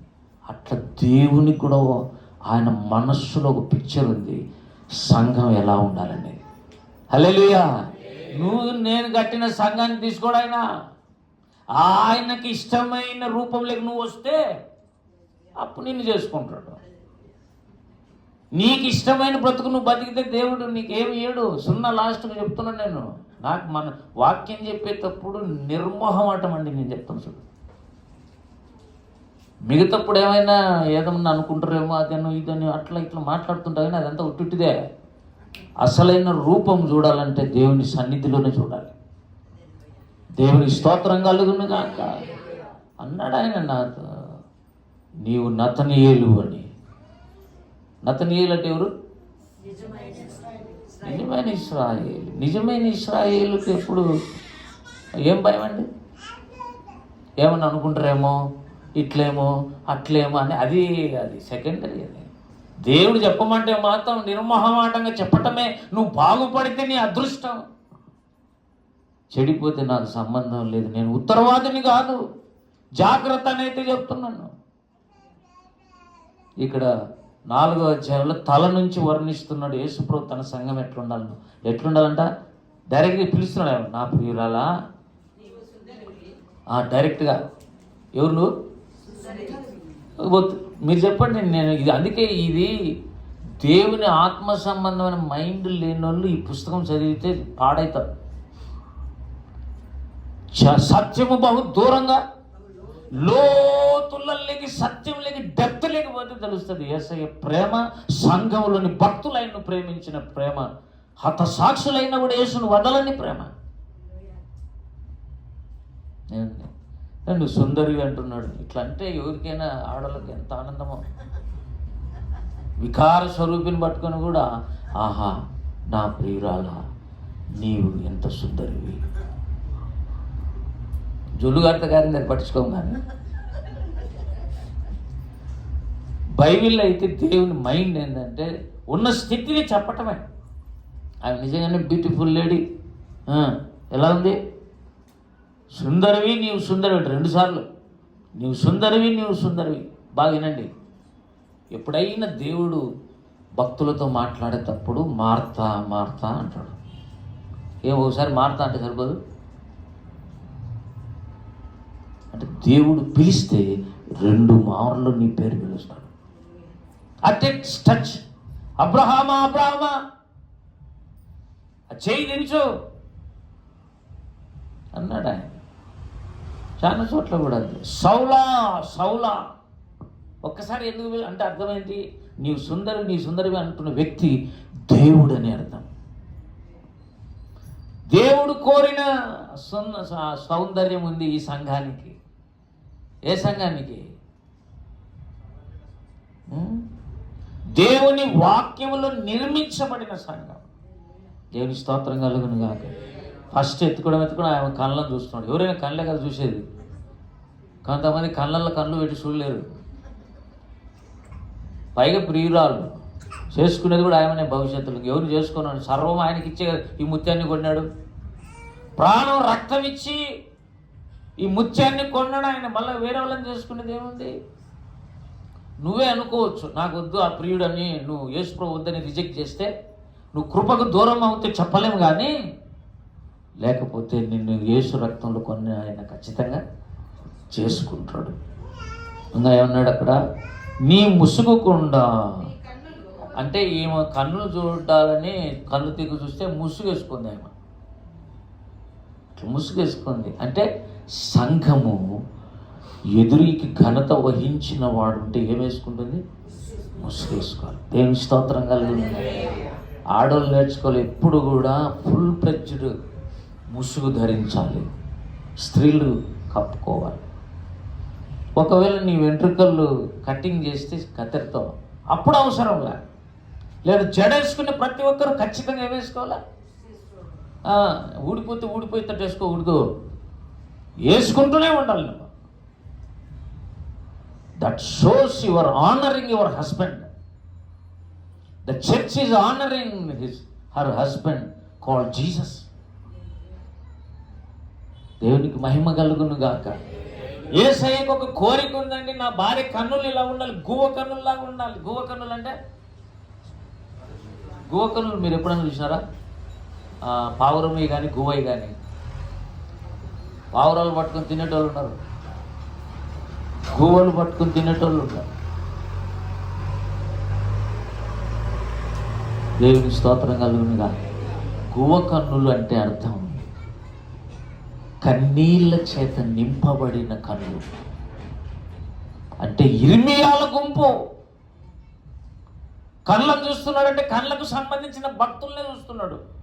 ఇర్మియా కన్ను, నా జనులలో హతులైన వారిని గురించి నేను దివారాత్రము కన్నీరు విడుచున్నట్లు నా కళ్ళు ఊటలుగా, నా తల జలమయముగాను ఉండునుగాక. ఇర్మియా కన్నులు దివారాత్రము కన్నీరు విడుస్తున్నాడు. సరేలే, నువ్వు రోజుకు 1 గంటన్నా కన్నీరు విడుస్తావా? కనీసం నీ పిల్లల కోసమన్నా విడుస్తావా? నీ భర్త కోసం ఎప్పుడైనా నువ్వు కన్నీళ్లు విడిచి ప్రార్థన చేసినట్టు గుర్తుందా? తప్పు లెక్కేయడం కాదు, నేర్చుకో. భర్తలు మంచోళ్ళు, భార్యలు మంచోళ్ళని కాదు చెప్తుంది. ప్రతి ఒక్కరిలో మిస్టేక్స్ ఉన్నాయి, సరి చేసుకున్న వాళ్ళు. అసలు భక్తులు అంటే ఎవరు? దిద్దుబాటును ప్రేమించువారు భక్తులు. దిద్దుబాటును అసహించుకునే వాళ్ళు ఎవరు కూడా పరలోక రాజ్యానికి రారండి నేను చెప్తున్నాను. You have to learn the reformation. సంస్కరణ అనేది మీకు అవసరం. చూడండి, 50వ కీర్తనలో దేవుడు భక్తుల గురించి ఒక మాట చెప్పాడు. 17లో 50:17 దిద్దుబాటు ఏదైనా చేసి నేను సరిచేసి నేను పెళ్లి చేసుకోవాలని నేను సరిచేద్దామని అనుకుంటే నీకు దిద్దుబాటు అంటే ఇష్టమే లేదు. నేను చెప్తున్నా, నేను చాలా పిల్లరా 90% భక్తులు అని చెప్పుకునే వాళ్ళు సంస్కరిస్తే ఒప్పుకోరు. పలాని విషయం నువ్వు సరిలేవంట, సరి చేసుకోయా దేవుడు చెప్పాడంటే బాగా చెప్పాడు దేవుడు అంటాం. ఇట్లేగానే ఉంటే నరకాని పోతేలే. అదేమి బెడ్ అనుకోండి, నరకం అనేది ఏమన్నా దండ్ల బెడ్ అనుకున్నావా? కర్రలోని బెడ్ అనుకున్నావా? పడినది మొదలుకొని అగ్నిగుండమే, ప్రతి ఆర్గాన్ కాలుతుంది పాతాళంలో. అందుకే ఏవుడను ఏ విధము చేతనైనను తన సహోదరుని రక్షించలేడు, ఏమి ఇచ్చినా రక్షించలేడు. కానీ వారి విమోచన క్రయధనము బహు గొప్పది, దాన్ని ఎవరు చెల్లించలేరు. అది ఎన్నటికీ తీరక అంతే. ఒక్క వ్యక్తిని నిత్యాగ్ని గుండంలో బయటికి తీసుకొని రావాలంటే సాక్షాత్తు పరమాత్ముని రక్తమే చిందించబడాలి. పరమాత్ముడు వచ్చి రక్తం ఎందుకు చిందిస్తాడు అని అనుకుంటాం. కానీ బైబిల్లో ఉన్న దేవుని కుమారుడు రక్త మాంసములు ధరించుకుని వచ్చి రక్తమును ప్రాణమును ఇచ్చి మనల్ని కొన్నాడు. హల్లెలూయా, దేవుని స్తోత్రం కలుగును గాక. ప్రియులారా, ఇంకొక విషయం ఏంటంటే, అమూల్యమైన రక్తం ఇచ్చి మనల్ని కొన్నాడు అనేది మనకు తెలిసిన విషయం. మరి కొన్ని సంవత్సరాల కిందట దేవుడు నా విషయంలో కూడా కీర్తన 18లో నుంచి నాతో మాట్లాడాడు. పాస్టమ్మ ప్రార్థన చేసేటప్పుడు నా విషయమై ఆయన చేసినంత ప్రార్థన నేను ఛాలెంజ్ చేస్తా. మన రాష్ట్రంలో ఎవరు చేసినారు? ఎన్ని రోజులు? ఎన్ని రోజులు? నేను అప్పుడప్పుడు చెప్పిన 100 రోజులని, మళ్ళీ ఎంచినాము కూర్చొని. 215 దినములు భర్త కోసం ఉపవాసం చేయాల్సినంత భర్తనేమి కాదు.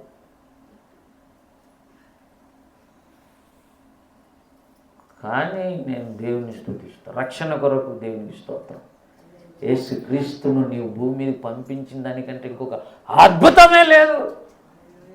నాకేమి చేయకపోయినా పర్వాలేదు, అద్భుతం. అదే అద్భుతం. దేవుని ప్రేమ ఏమిటండి? అద్భుతమైన ప్రేమ, ఆశ్చర్యమైన ప్రేమ, వింతైన ప్రేమ. నీ ప్రేమ వింతైన మహనీయము నాటకం. ఇన్నాళ్ళ వాక్యం ప్రియులారా, చాలా సంవత్సరాల కిందట అని చెప్పి సేమ్ ఎగ్జాక్ట్ 18 ఇది నాది అని చెప్పడానికి నన్ను తాకున్నానని చెప్పి, ఇది నా ఆత్మ పాతాళం పోయినంత పని అయింది. బంధకాలు అనే మరణపు ఉరులు, పాతాళపు పాశములు, భక్తిహీనులు నన్ను బంధించి చచ్చిపోవలసిన నేను 25 ఏళ్ళు సిల్వర్ జూబ్లీ చేసుకుని కృపనిచ్చినోడు అందరికంటే కృతజ్ఞతలు చెప్పవలసిన వాడు యేసయ్య. నెక్స్ట్ నా వారే చెప్పాల్సింది తప్పదు. ఎందుకంటే ఆ ప్రార్థన లేకపోతే చాలా కష్టమయ్యేది. నేను ఇప్పటికీ అన్ని స్తుతి, మా అమ్మమ్మ నాయన గురించి కూడా స్తుతి చెప్తున్నా. పలానోళ్ళు ఇచ్చినందుకు స్తోత్రం చెప్పకపోతే నువ్వు ఎప్పుడు మీ అన్నదమ్ములను ప్రేమించలేవు, అక్క చెల్లెలను ప్రేమించలేవు. ఏదో ఒక సొడ్డు పెట్టుకొని వాళ్ళ నెగిటివ్గా ఉండటమే నీ జీవితం అంతా. ఒక చిన్న క్షమాపణ లేదు నీ బ్రతుకులో. నువ్వు ఇతరులను క్షమించకపోతే నీ పాపాలు కూడా అటు నిలిచి ఉంటాయి, క్షమించబడవు. క్షమిస్తే నేను చెప్తున్నాను, హృదయం సమాధానంతో నింపబడతాను. హల్లెలూయా. రోగాల దగ్గరికి రావు పెద్దగా. మనం క్షమించటం నేర్చుకుంటూ వస్తే నీ దగ్గరికి రోగాల దగ్గరికి రావు. దేవుడికి స్తోత్రం. ఎందుకంటే క్షమించే హృదయం దేవుడు లోపల ఉంటాడు. ఆయన చేసే పని అది. ఎక్కువగా ఏం చేస్తుంటాడు? క్షమించకపోతే మనం ఇక్కడ వచ్చి కూర్చుంటామా? ఏమండి, మనం భక్తుల వల్ల వచ్చి ఈరోజు వచ్చి దేవుని సన్నిధిలో కూర్చున్నాం నిజమే. కానీ ఈ కృపకు ఆధారం ఎవరు? రక్షణాధారము యేసుక్రీస్తు ప్రభువు. వీళ్ళరా అయితే అసలు విషయం ఎట్టపోయిందని మీరు అనుకుంటున్నారు. ఆ మలాకి చివరి అధ్యాయాలు కానీ లూకాసు వార్త ప్రారంభ అధ్యాయం 3వ వాక్యం చదివినది కానీ గమనిస్తే మహాప్రవక్త అయిన ఏమండి ఏలియా ఆత్మయు శక్తి కలిగిన బాప్తిజమిచ్చే యోహాను మనకు కనపడతాడు. అదే లూకాసు వార్త 1వ అధ్యాయంలోనే లోతుల్లో ఎక్కడో ఓపిరన్న కనపడతాడు. చూపిస్తాను, మీరు చూడండి. చూడాల్సిన కన్నులుంటే చూడండి. పిల్లరా, లూకాసు వార్త ఒక పేజీ తిప్పండి. 68.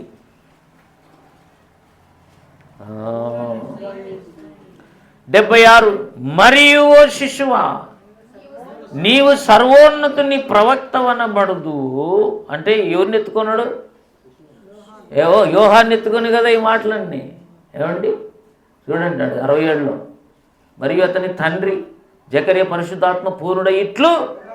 అతని తండ్రి అంటే బాప్తిస్మిచ్చి యోహాను యొక్క తండ్రి అయిన జకర్యా ప్రవచిస్తున్నాడు, చేతులలోకి తీసుకొని. ఇక ప్రవచిస్తున్నదంతా యేసు ప్రభు బాప్తిస్మిచ్చి యోహాను అనుకుంటాం మనం. కానీ లోపలికి వస్తే ఓ శిశువా, నీవు సర్వోన్నతిని ప్రవక్తను అనబడదు. మన దేవుని మహావాత్సల్యం బట్టి వారి పాపములను క్షమించుట వలన తన ప్రజలకు రక్షణ జ్ఞానం ఆయన. ఇప్పుడు నేను చెప్పండి, రక్షణ జ్ఞానం ఎవరికి అనుగ్రహించినట్లు? ముందు క్షమించి వారికి. హల్లెలూయా. క్షమించబడిన వాళ్ళకి రక్షణ జ్ఞానం అర్థమవుతుంది. క్షమాపణ అనేది ప్రభు నన్ను క్షమించు అనద్దు, విశ్వాసంతో అడుగు. ప్రభు నన్ను నిజంగానే కడుగు. హల్లెలూయా. ఆదివారం శుభ్రము చెయ్యి. నీ శిలువ రక్తంతో నన్ను కడిగి పవిత్రపరచు, సమాధానంతో నింపమని దేవుడిని అడగాలి. ఇంకా కిందికి వస్తే ఆయన మార్గములను సిద్ధపరచుటకై నీవు ప్రభువునకు ముందుగా నడుతూ మన పాదములను సమాధాన మార్గంలోనికి నడిపించున్నట్లు చీకటిలోను మరణ ఛాయలోను కూర్చుని వారికి వెలిగించుటకై ఆ మహావాత్సల్యమును బట్టి పైనుండి ఆయన మనకు అరుణోదయ దర్శనము మొదటి రాకడలో మార్గం సరళం చేయటానికి యోహాను ఉన్నాడు. కానీ అక్కడనే ఇంకొక మాట ఉంది, ఏంటంటే చూడండి, దీనిని గురించి ఆయన ఆది నుండి తన పరిశుద్ధ ప్రవక్తల నోట పలికించాడు. ఇప్పుడు చెప్పండి, దీనిని గురించి అంటే ఎత్తుకోండి ఎవరిని?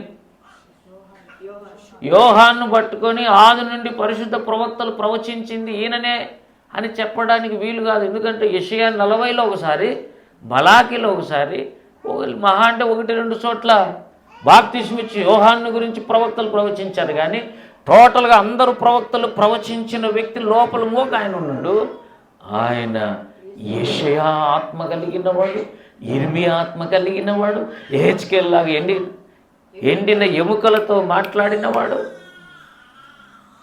అలాగే జెరుబ్బాబెలు ఆత్మ కలిగిన వాడు, ఏలియా ఆత్మ కలిగిన వాడు, మోషే ఆత్మ కలిగిన వాడు, ఇంకా కొత్త నిబంధనలు పౌలు ఆత్మ మీదికి రావటం.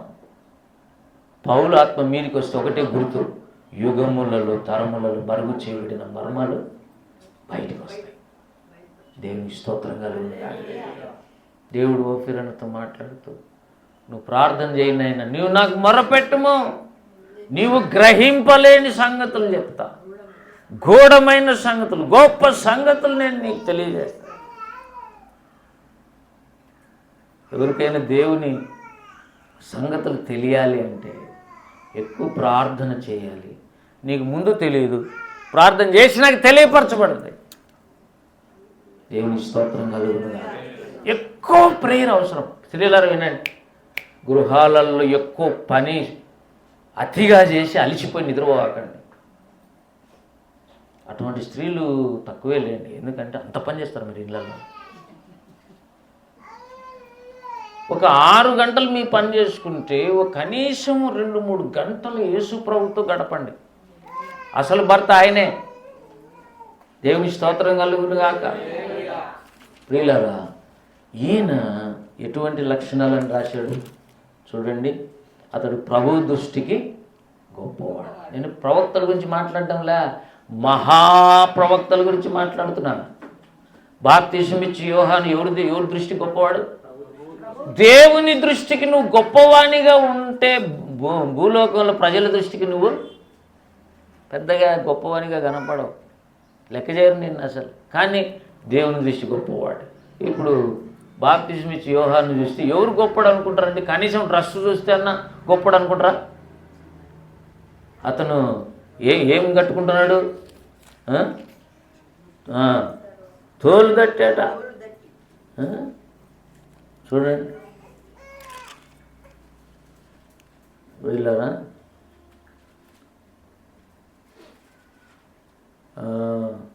3వ అధ్యాయంలో బహుశా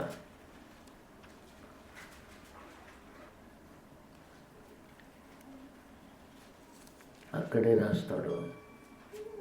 అదంతా 7వ వచనం నుంచి 14 వరకు అదే ఉంది.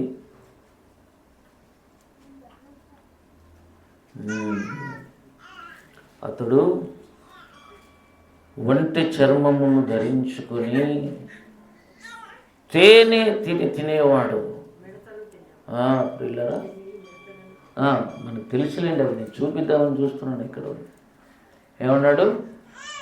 అతని డ్రెస్సింగ్ చూస్తే ఒంటె రోమము ధరించుకొని మిడతలను తేనె తింటాడట. మీరు ఎప్పుడన్నా అట్లా ట్రై చేస్తారా? ఏమండి, తేనె ట్రై చేయాల్సిన పనులు, అందరు తినచ్చు. తేనె అందరు తింటారు కూడా, కానీ మిడతలు ఇదేందండి? ఆ చైనా వాళ్ళని చూస్తే డిఫరెంట్ టైప్స్ని వాళ్ళు తింటున్నట్టు.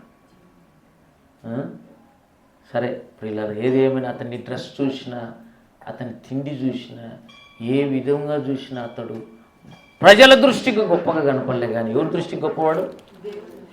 దేవుని దృష్టికి గొప్పవాళ్ళు ఎవరు అనే వాళ్ళను సంఘములో వాళ్ళని పైకి లేవనెత్తాలి. దేవుని స్తోత్రం కలుగుగా. దేవుని దృష్టిలో ఎలా ఉన్నాడు, ప్రార్థన ఎలా చేసుకుంటున్నాడు, దేవునికి ఎలా నమ్మకంగా ఉన్నాడు, ఇవన్నీ సేవకుడు గమనించాలి. ఎంత అడగ్గా ఏమన్నాడు కింద, ద్రాక్షారసమైనను మద్యమైనను త్రాగక, అంటే అర్థం అపవిత్రమైనవి ఏవి కూడా అతడు టచ్ చేయలేదు ఫుడ్లో.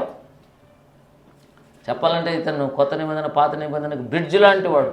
పాత నిబంధనలో అపవిత్రమైనవి ఏవి ముట్టకూడదు. అపవిత్రమైన పక్షులవే కాదు, మద్యానికి సంబంధించినవి, ద్రాక్షరసానికి సంబంధించినవి ఏవి కూడా ముట్టలేదట. అంటే ప్రతిష్ఠితుడని అర్థం. ఏమంటే ఒక పక్క దేవుని దృష్టి గొప్పవాడు, పరిశుద్ధతలో జాగ్రత్తగా ఉన్నాడు. ఇంకా తన తల్లి గర్భమును పుట్టినది మొదలుకొని పరిశుద్ధాత్మతో ఎవరు లేరు నాకు తెలియంగా. ఏమండి ఇన్ని వేల కోట్ల 740 కోట్ల మంది ఉన్నారు మొత్తం పాపులేషన్. ప్రపంచ జనాభా 750 కాడికి వచ్చింది.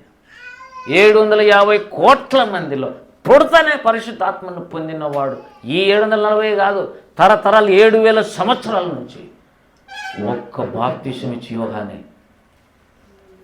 దేవుని స్తోత్రం కలుగునుగా. ఎంత స్పెషల్ చూడైనా. కానీ డ్రెస్సింగ్ చూస్తే కనుక్కోలేము, లోపల ఆత్మను చూసేవాడు కనుక్కుంటాడు. హల్లెలూయా.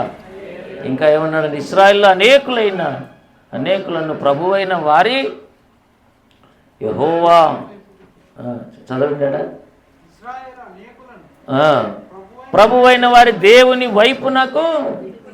చూడండి, చాలామంది యోహాను దగ్గరికి వచ్చి యేసు ప్రభు వైపు మల్లుకున్నారు. అసలు పేతురు ఆంద్రేయ ఎవరు? యోహాను శిష్యుడు. అన్నాడు, ఇదిగో లోక పాపం మోసుకొని పోయే ఈయన వెంబడించి నేను అసలైనటువంటి దేవుని రక్షకుడు. తన దగ్గర ఉన్న వాళ్ళని ఎక్కడ పంపుతున్నాడు? కానీ ఇప్పుడు వాళ్ళు ఎట్ట తెలిసిన వేరే చర్చిలో ఉన్న వాళ్ళని కూడా తెచ్చుకుంటున్నాడు. వేరే వాళ్ళని కూడా తెచ్చుకొని సంఘాలలో పెట్టుకుని గుంపును కౌంట్ చేసుకుని మా చర్చి పెద్దది అంటున్నాడు. కానీ ఈయన ఎట్లట్టు అంటే తన దగ్గర ఉన్న తన శిష్యులను తనకంటే గొప్పవాడు ప్రముఖుడు కనపడినప్పుడు ఆయన దగ్గరకు ఉండి ఇంకా ఉన్నతమైన నేర్చుకుంటాడనే స్వార్థం లేని ప్రియుడు. ఏమండి స్వార్థం అనేది ఉంది ఇతనికి. ఇతను నాకంటే ముందటి వాడు, నాకంటే ప్రముఖుడు, ఆయన్ను వెంబడించండి అని చెప్పి సహృదయం కలిగిన వాడు. ఏమి వ్యక్తిత్వం అండి ఇతన్ని. దేవుని స్తోత్రం కలుగును కాదు. ఇంకా కిందికి వద్దాం. ఏలియా యొక్క ఆత్మయు శక్తి గలవాడై ఉండి ఆయనకు ముందుగా ఏలియా యొక్క ఆత్మ ఏంటి అసలు? ఆ ఏలియా యొక్క ఆత్మశక్తి అంటే ఏంటి? అద్భుతాలు చేసేదా? అనేక. ఎందుకంటే బాప్తిజం ఇచ్చి యోహాను ఒక్క అద్భుతం కూడా చేయలేదు. ఏలియా ఎటువంటి వ్యక్తిత్వము, ఆత్మశక్తి, అభిషేకం కలిగి ఉన్నాడో ఆ విశ్వాసంలో అతడు అచంచలమైనవాడు. ఇశ్రాయేలీలు అందరూ బయలుదేవుడు అంటుంటే తనొక్కడే యెహోవా దేవుడని నిరూపించాడు. దేవునికి స్తోత్రం కలుగును. యెహోవాయే అటువంటి విశ్వాసం, కథలని చెక్కు చెదరని నమ్మకం, అటువంటి ఆత్మశక్తి కలిగిన వాడు. అందుకే యేసుప్రభు లూకా 7లో మీరు అరణ్యములోనికి దేని చూడ వెళితిరి? రెల్లున, కదులుచున్న రెల్లునా కాదు. చూడండి లూకా 7 పిల్లరా 24 వచ్చినాం.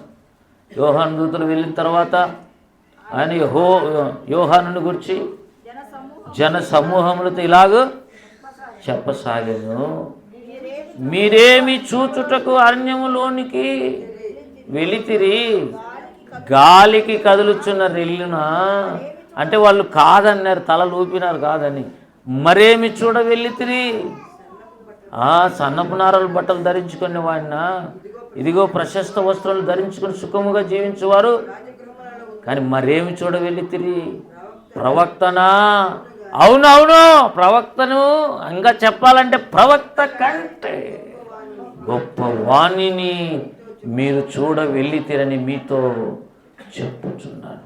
దేవుని స్తోత్రం కలుగునుగా. దేవుని రాకడకు నిజంగా సిద్ధపడాలని ఎవరు కోరుకుంటారు? చేతులు ఎత్తండి. రాకడ కొరకు సిద్ధపడాలనే హృదయం నీలో యథార్థంగా ఉంటే ఖచ్చితంగా అంతకంటే ముందు మార్గం సరళం చేసే ప్రవక్తను నమ్మకుండా ఎలా నువ్వు రాకడకు సిద్ధపరచబడతావు? నిన్ను సిద్ధపరిచే ఒక మానవ ప్రవక్త కూడా ఉండాలి. చాలామంది మేము పోయేది కూడా చర్చే, అక్కడ కూడా వాక్యం అంటే టెక్స్ట్ బుక్ ఒకటే చెప్తారు, టీచర్స్ డిఫరెంట్ కాదు. కొంతమంది అరటిపండు ఒలిచిపెట్టినట్టు చెప్తారు, సబ్జెక్టుని నీకు బాగా అర్థమయ్యేటట్టు చెప్తారు. కొంతమందికి అంత ప్రత్యక్షత ఉండకపోవచ్చు, కానీ ప్రవక్త దగ్గర నేర్చుకున్న వాళ్ళు బలవంతులైనటువంటి ఆత్మలో బలవంతులు కావాలి. దేవుని స్తోత్రం కలుగునుగా. వాళ్ళు పెద్ద సంఖ్య అవసరం లేదు. యేసుప్రభు ఎంతమందిని తయారు చేసినాడు? 12 మందిని. తర్వాత వాళ్ళు మేడగది మీదకి వచ్చేతలకే 120 మందిని దాదాపు. ఆ 120 మంది ఆత్మాభిషేకం పొందిపోయి ఎక్కడెక్కడ సేవ చేశారో ఇప్పుడు చూస్తే 200 ఇటు అటు ఉన్నటువంటి దేశాలలో ఎక్కడ చూసినా రక్షింపబడిన వాళ్ళు ఉన్నారు. హల్లెలూయా. అందుకే అంటాడు 100వ కీర్తన, సమస్త దేశములారా ఆయనకు నమస్కారం చేయండి. ఏ దేశాలండి? యేసుప్రభు ఎవరికి దేవుడు? ఇండియా వదులుతానే వేరే ఆయన కనుక్కోలేరు అనే దేవుడు కాదు. ఆయన ఉన్నది ఒకే ఒక దేవుడు యేసుప్రభు. సమస్త దేశములకు దేవుడు. అట్టి దేవుని రక్షించుకొని అట్టి దేవుని రక్షించగా అమూల్యమైన రక్తంతో కొనబడి నీవు పిల్లరా నీవు ఎలా జీవించాలి భూమి మీద?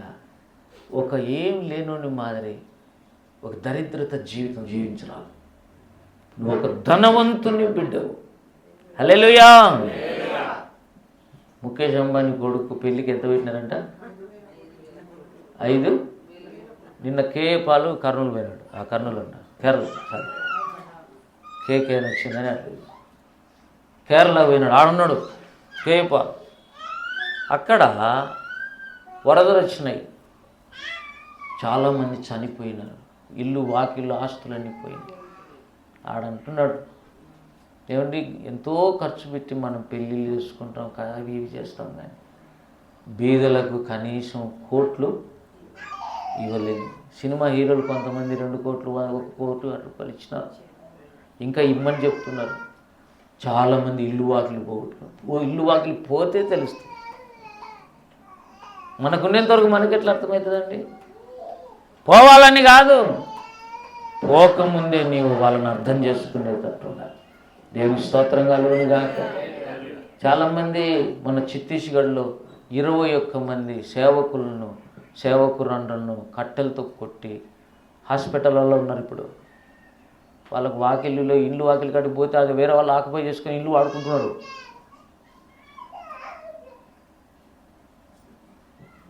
ఆ ఇల్లు ఆస్తులు వేరే వాళ్ళు తీసుకుంటే, ఇప్పుడు దయాసాగర్ అన్న ఒక మెసేజ్ పెట్టింది, మీరు ఎవరైనా ఏదైనా ఇవ్వాలనుకుంటే దయచేసి పంపిస్తే మేము మినిస్ట్రీ తరఫున పోయి ఛత్తీస్గఢ్లో ఇచ్చేసి వస్తాం.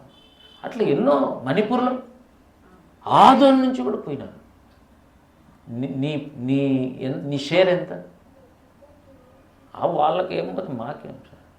అట్లా అనుకున్నప్పుడే దేవుడు నీ మీదకి కూడా వచ్చే అవకాశం. ఇది అంచె దినాలు, జాగ్రత్తగా ఉండాలి. బీదలకు సహాయం చేయాలి, పరదేశులకు సహాయం చేయాలి. కొద్దిగా అది ప్రాక్టీస్ కూడా చేయాలి. అసలు నీ అలవాటు అది. సత్క్రియలు ముఖ్యం క్రైస్తవునికి. సత్క్రియలు ఏందో ఆసక్తి కలిగిన వారిని దేవుడు ఏర్పాటు చేశాడు. ఒకే విషయం చెప్తున్నానండి నేను, అక్కడ చాలా ఉన్నాయి, మీరు ఇంటికి పోయి ధ్యానం చేయండి. అతడు పుట్టినందువల్ల అనేకులకు సంతోషం. యోహాను భూమి మీదకి వచ్చినందుకు, దేవుడు యోహాను పంపినందుకు, దేవుని ఎదురు నుండి పంపబడిన మనుషుడు అతని పేరు ఆ యోహాను రావటం వల్ల చాలామంది సంతోషించారు. చాలామంది అనేకులు ఇశ్రాయేలు ప్రభువైన ఆయన దేవుడి వైపు త్రిప్పబడ్డారు. ఆయత్తపడి ఉన్న ప్రజలను ఈయన సిద్ధపరచాడు. అందరికీ మేల్లే కానీ ఎవరికి కీడు చేయలేదు. దేవుని స్తోత్రం కలుగునుగా. ఇతరులను బాగుపడాలని కోరుకునే హృదయం రావాలంటే అంత ఈజీగా రాదది. దేవుని చేత తాకబడి ఉండాలి. దేవుని స్తోత్రం కలుగునుగా. ఊరికి వస్తుంది అది. ఒకసారి ఒక పాస్టర్ పిల్లలు ఇద్దరు బేవింగ్టన్ అంతా చెప్పినారు, మాకు రక్షణ ఉంది సార్, మా ఊరికి వచ్చి వాక్యం చెప్పాలి. తీరా చూస్తే ఆయన ఏదో పిలుస్తున్నారు, మంచిగా వీళ్ళు పరిశుద్ధపరచబడిన వాళ్ళు కదని వాళ్ళ ఊరికి పోయి మీటింగ్స్ పెడితే ఆ పిల్లల నాయన పాస్టరు, నువ్వు ఈడ చెప్పడానికి వీలు లేదప్పా, మాకు క్రిస్మస్ వస్తుంది, క్రిస్మస్ కానీ మేము స్వెటర్లు అవన్నీ కుట్టుకోవాలా, పందాలు ఉంటాయి, పోటీలు ఉంటాయి, ఓ రచ్చ, మాకు క్రిస్మస్ ఒకటే చాలా ముఖ్యమైన పండుగ, నీ మీటింగ్స్ మళ్ళీ పెట్టుకోవచ్చు, వెళ్ళిపో అని పంపించేసారు. పిలిచింది వాళ్ళే, మళ్ళీ 3 రోజులు అయితేనే పంపించింది వాళ్ళే. తర్వాత చాలామంది అన్నారు, వద్దు వద్దు, వేరే స్థలంలోనన్నా మేము మీటింగ్ పెట్టుకుంటాము చర్చి ఇవ్వకపోతే అని పోయి వేరే స్థలంలో మీటింగ్స్ పెట్టారు. అక్కడ దాదాపు 8 దినాలు అన్నం తినకుండా గడ్డివాములు పండుకుంటూ రాత్రిపూట అంతా ప్రార్థన చేశాడు. దేవునికి స్తోత్రం కలుగుతుంది. దేవుడు అన్నాడంట, ప్రభా వాళ్ళు నా పెట్టే అవన్నీ రోడ్డు మీద పెట్టినారు, నేను ఇప్పుడు ఎక్కడికి పోవాలని ఆయన అంటే, ఎవరి దగ్గర పోవద్దు, నన్ను వెంబడించు అని చెప్తున్నాడు. ఇట్లే బా, ఇట్లే ఈరోజు right side, right left side చెప్తున్నాడు దేవుడు. తీరా ఒక సాటి బీతలు కాదు, గడ్డివాము. ఏది ఇంటికి తెచ్చినావు ప్రభా అంటే, ఈ గడ్డివాము నీకు ఇప్పుడు -20, -30లో చలి, దీని లోపల పండుగ వెచ్చగా ఉంటుంది అన్నాడంట దేవుడు. అప్పుడు ఆయన లోపల 3 అడుగుల వరకు తీసి ఒక 6 అడుగులు వెడల్పు చేసి లోపలంతా ఒక ఇల్లు మారి చేసుకొని పెట్టుకొని పండుకొని, ఆహా ఇది ఏమి రాజభవనం, యేసు ప్రభువుకు పశువుల పాకలు ఇంతకంటే పెద్దదేమి, ఆయన బిడ్డకు నాకు కూడా ఈ మాత్రం దొరకటం సంతోషం అని అంటుండగానే ఆ గడ్డివాము యొక్క అవి ఉంటాయి కదా, ఏమంటారు పోగులు, గడ్డి పోగులు, అవి మెల్లగా మనం ఈ సీరియల్ సెట్ కదా వెలుతురు ఉంటాయి సార్, అట్లా తగ మెరిసే విధంగా మారిపోయి చుట్టుకొని చుట్టుపక్కలంతా భయంకరమైన ఫ్లడ్ లైట్స్ చేస్తూ ఉండేంత వెలుతురు వచ్చిందట. ఇక దానికి ఏమని పేరు పెట్టినట్టు తెలుసా, రాజభవనం. 8 రోజులు ప్రార్థన చేస్తుంటే ఆ పాస్టర్ కొడుకు కూతురు మాకు రక్షణ ఉంది అని చెప్పిన వాళ్ళు 8 రోజుల తర్వాత ఒక రోజంతా ఏడ్చారట. ఒక గంట కాదు, ప్రసంగం వినడం కాదు, ఒక రోజంతా ఏడ్చి, ప్రభువా మేము అనుకున్నాం కానీ మేము సరిగా లేము, మమ్మల్ని కడుగు ప్రభువా, శుద్ధి చేయి నాయన, పరిశుద్ధపడచ్చు, ప్రతి పాపం మీద విజయం దయచేయి, మా కళ్ళు కడుగు, కళ్ళు ఎట్టుండాలి, గోకన్నులాగా ఉండాలి, మా కళ్ళు పవిత్రపరచు, మమ్మల్ని పవిత్రపరచు ప్రభా అని ఏడ్చుకుంటూ గంటలు కడిగి అయిపోయిన తర్వాత పరిశుద్ధపరచబడ్డారు. ఎక్కువ గంటలు ప్రార్థన చేసే వాళ్ళని దేవుడు పరిశుద్ధపరుస్తాడండి. నీకు ఒక అర్ధగంట ప్రార్థన చేయవు, నీకు దేవుడు ముఖ్యం కాదు, ఏవేవో ముఖ్యం. 24 గంటలు నీకు ఇస్తే దేవునికి ఇవ్వడానికి బరువు. నేను చెప్తున్నా, 10 గంటలు నువ్వు కష్టపడండి, ఒక 10 గంటలు దేవునికి ఇచ్చేసేయి, అవుతుంది. అది నిద్రపోతున్నావు, చెప్పలేనే, ఎదురికి చెప్తానండి,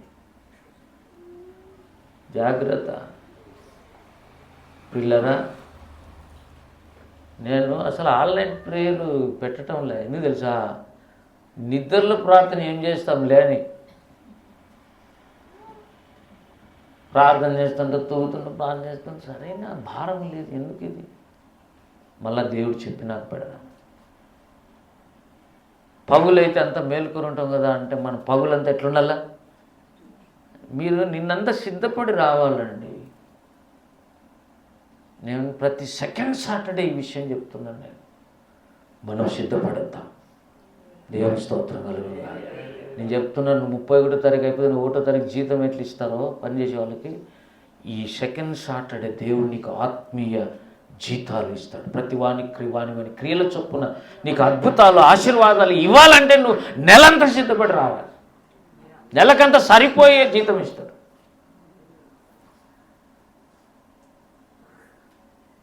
దేవునికి స్తోత్రం కలుగుగా. పిల్లరా, ప్రవక్తలు ఉన్నారు.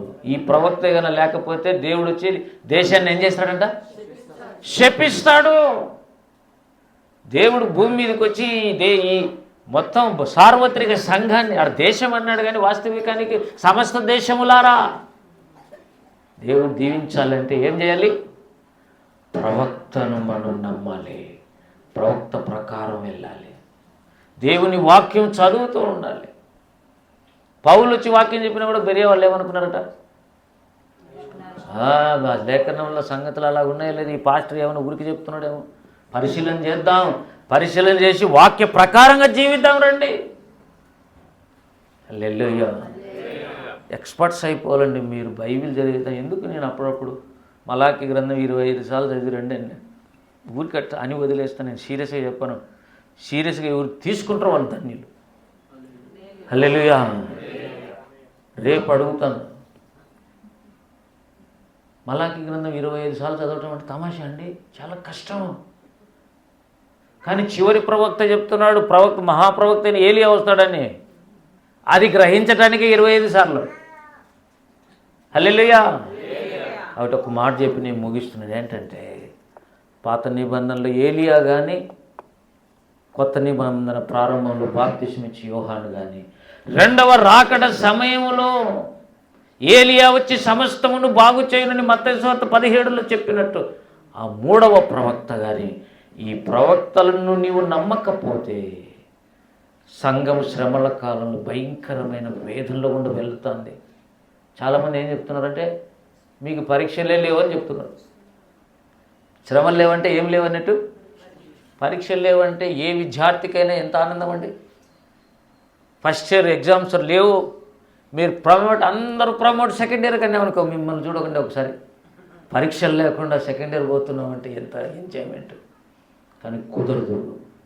పోరాడువాడు నియమం ప్రకారం పోరాడకపోతే బహుమతి పొందలేడు. కొన్ని కండిషన్స్ ఉన్నాయి దేవునికి. పరీక్షలు గుండా వెళ్ళాలి. శోధించబడిన పిమ్మట నేను సువర్ణముగా మారుతాను. శోధించబడిన మీదట నేను సువర్ణమై మారెదను. హల్లెలూయా, హల్లెలూయా, ఆమేన్. హల్లెలూయా, హల్లెలూయా, హల్లెలూయా, ఆమేన్. విశ్వాసనావసాగుచు పయనించు సమయాన నా ప్రభు,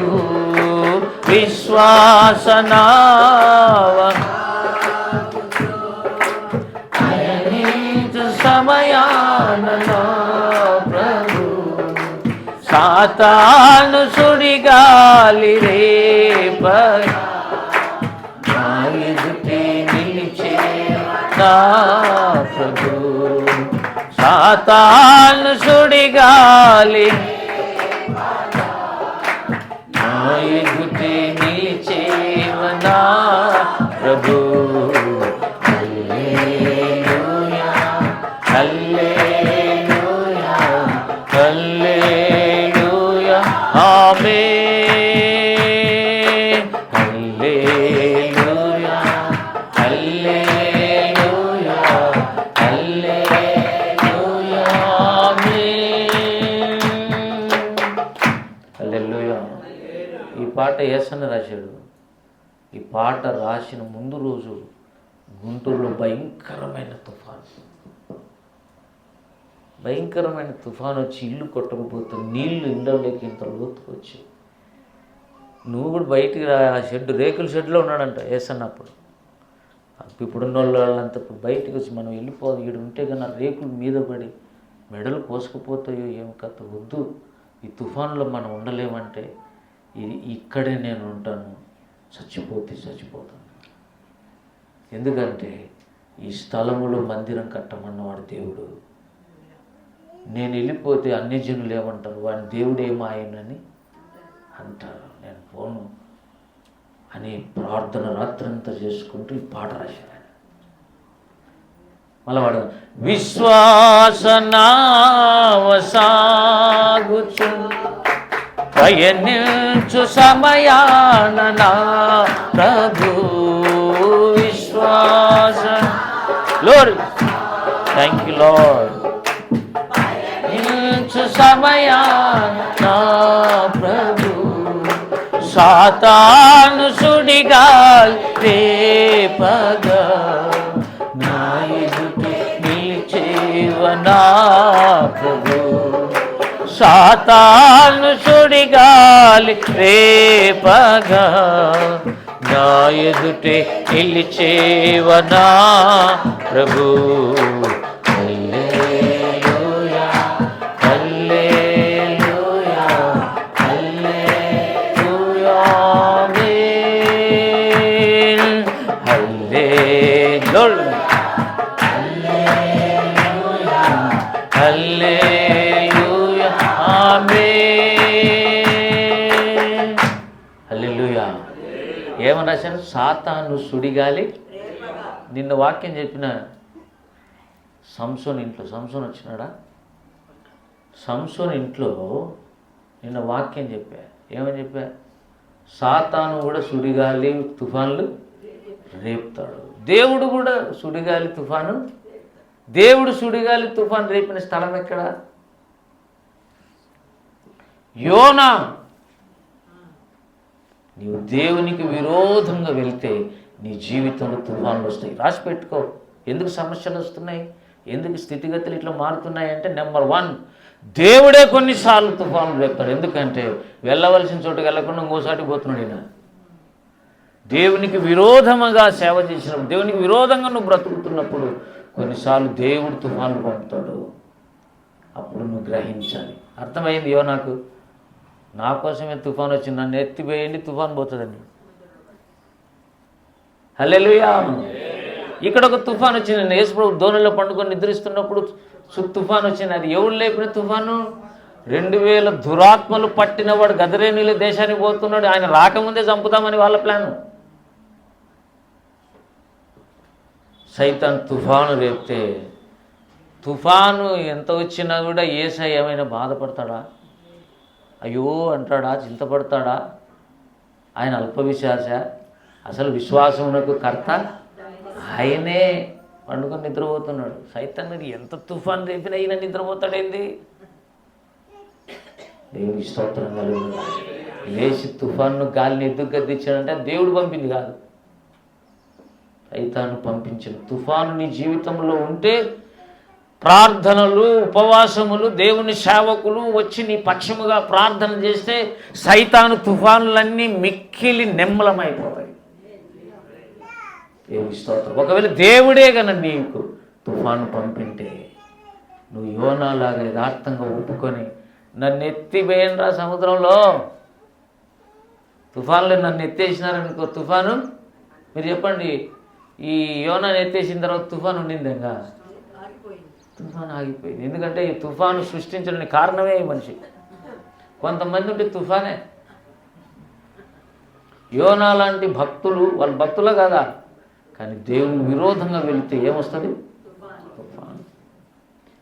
ఏ తుఫాన్ అయినా కానీ దేవుడు పంపిన తుఫాన్ అయితే, ప్రభువా నన్ను క్షమించమంటే ఆయన తుఫాన్ తీసేస్తాడు. సైతాను సృష్టించిన తుఫాన్లు అయితే లేచి గాలిని తుఫాను గద్దించగా అవి మిక్కిలి నిమ్మలమా. శిష్యులు అప్పుడు అనుకున్నారు, వాళ్ళకి అర్థమైంది ఏంటంటే, గాలి తుఫాను పంచభూతాలు ఈయన మాట వింటున్నాయంటే ఈయన ఎవరు?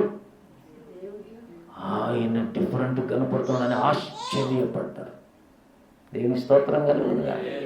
కాబట్టి ప్రియులారా, దేవుని వాక్యం దగ్గరికి వచ్చి ఎంతసేపు విన్నాను. దేవుని నమ్మాలి, విశ్వసించాలి. ఆయన ప్రవక్తలను యెహోవాను నమ్ముకుని మీరు స్థిరపరచబడుదురు. ఆయన ప్రవక్తలను కూడా నమ్ముకునండి, అప్పుడు మీరు కృతార్థులు. నేను ఒక విషయం చెప్తున్నాను, చాలామంది యేసుప్రభు అంటే ఇష్టం, కానీ ఆయన పంపిన సేవకులు అంటే ఇష్టం లేదు. దేవుని నమ్ము, ఆయన పంపిన సేవకులను ప్రేమించటం స్టార్ట్ చేయి. ఇక నీకు ఆశీర్వాదాలు కుమ్మరించటం తక్కువ కాదు. నీ తల మీద ఆశీర్వాదాలే కుమ్మరించబడతాయి. దేవుని స్తోత్రం కలుగునుగా. వాళ్ళు క్షేమాభివృద్ధి పొందుతారు. దేవుని ప్రవక్త నమ్మిన వాళ్ళు బాగా వినండి. అప్పుడప్పుడు ప్రవక్తల మీదకి, సేవకుల మీదకి దేవుడు కొన్ని నిందలు తెస్తాడు. ఉదాహరణకు మన చర్చి మీద కూడా ఒక కేసు కూడా. అటువంటి స్థితిలో తెలుస్తుంది మన పక్షంగా నిలబడి ప్రార్థన చేసే వాళ్ళు ఎవరు, పోరాడు వాళ్ళు ఎవరు, దేవుని సంఘం కొరకు ప్రయాసపడే వాళ్ళు ఎవరు అటువంటి టైంలో తెలుస్తారు. దేవుని స్తోత్రం. దేవుడు చివరి టైంకి వచ్చి ఇక లేదండి పగలు కొడతామండి అనే లోపల దేవుడు టేకప్ చేసి నిర్మలం చేశాడు. తుఫాను మిక్కిలి నిమ్మలం అయిపోయింది. చాలా మంది చేసి నేనైతే యేసుప్రభు చేశాను, నువ్వు చేయలేదు. ఒక విషయం ముఖ్యం ఏంటంటే నిన్ను వాడుకున్నాడు దేవుడు, నిన్ను వాడుకున్నాడు. హల్లెలూయా. ఎప్పుడు కూడా బేవింగ్టన్ దగ్గరికి వచ్చి ఒక డాక్టర్ అన్నాడంట, నీ వలనే కదా ఎవరో రక్షింపబడ్డారంటే, రక్షణ ఎవరు? నేను కదా అంటే చాలా బంగపోతే అప్పుడు చెప్తాడంట, యేసుప్రభు రక్షించినాడు, నేను సువార్త చెప్తే అంటాడంట. మనమైతే ఏం చేస్తాం? నేనే రక్షణలోకి నడిపించాను. అసలు రక్షణ కూడా ఇచ్చింది నేనే అన్నిట్లో, రక్షణలోకి నడిపించింది నేనే. మనమంతా మన భాష, మన శైలిలో ఇంకా దీనత్వం దేవుని దగ్గర కనపడటంలే. నువ్వు ఎంత తగ్గించుకుంటావో సంఘంలో అంత ఉవ్వెత్తున దేవుడు నేను పైకి తీసుకొని నిలబెడతాడు. హల్లెలూయా. యేసుప్రభు అందరికన్నా తగ్గించుకుంటే ఆయన అన్ని నామముల కంటే దేవుని ఆయన ప్రవక్తలు నమ్ముదాం. పరిశుద్ధులు సంపూర్ణులు అవునట్లు మనం కూడా సంపూర్ణం అవుదాం. మన ప్రార్థన జీవితాల సమయాన్ని పెంచుదాం. దేవుని విషయాల్లో నమ్మకంగా ఉండడానికి ప్రయత్నం అన్నా చేద్దాం. చేయాలని నీకు ఇష్టమేనా? రండి ప్రార్థన చేద్దాం. దేవుని మహిమ కలుగును గాక. పిల్లలు ప్రతి ఒక్కరు కూడా మోకరించి దేవుని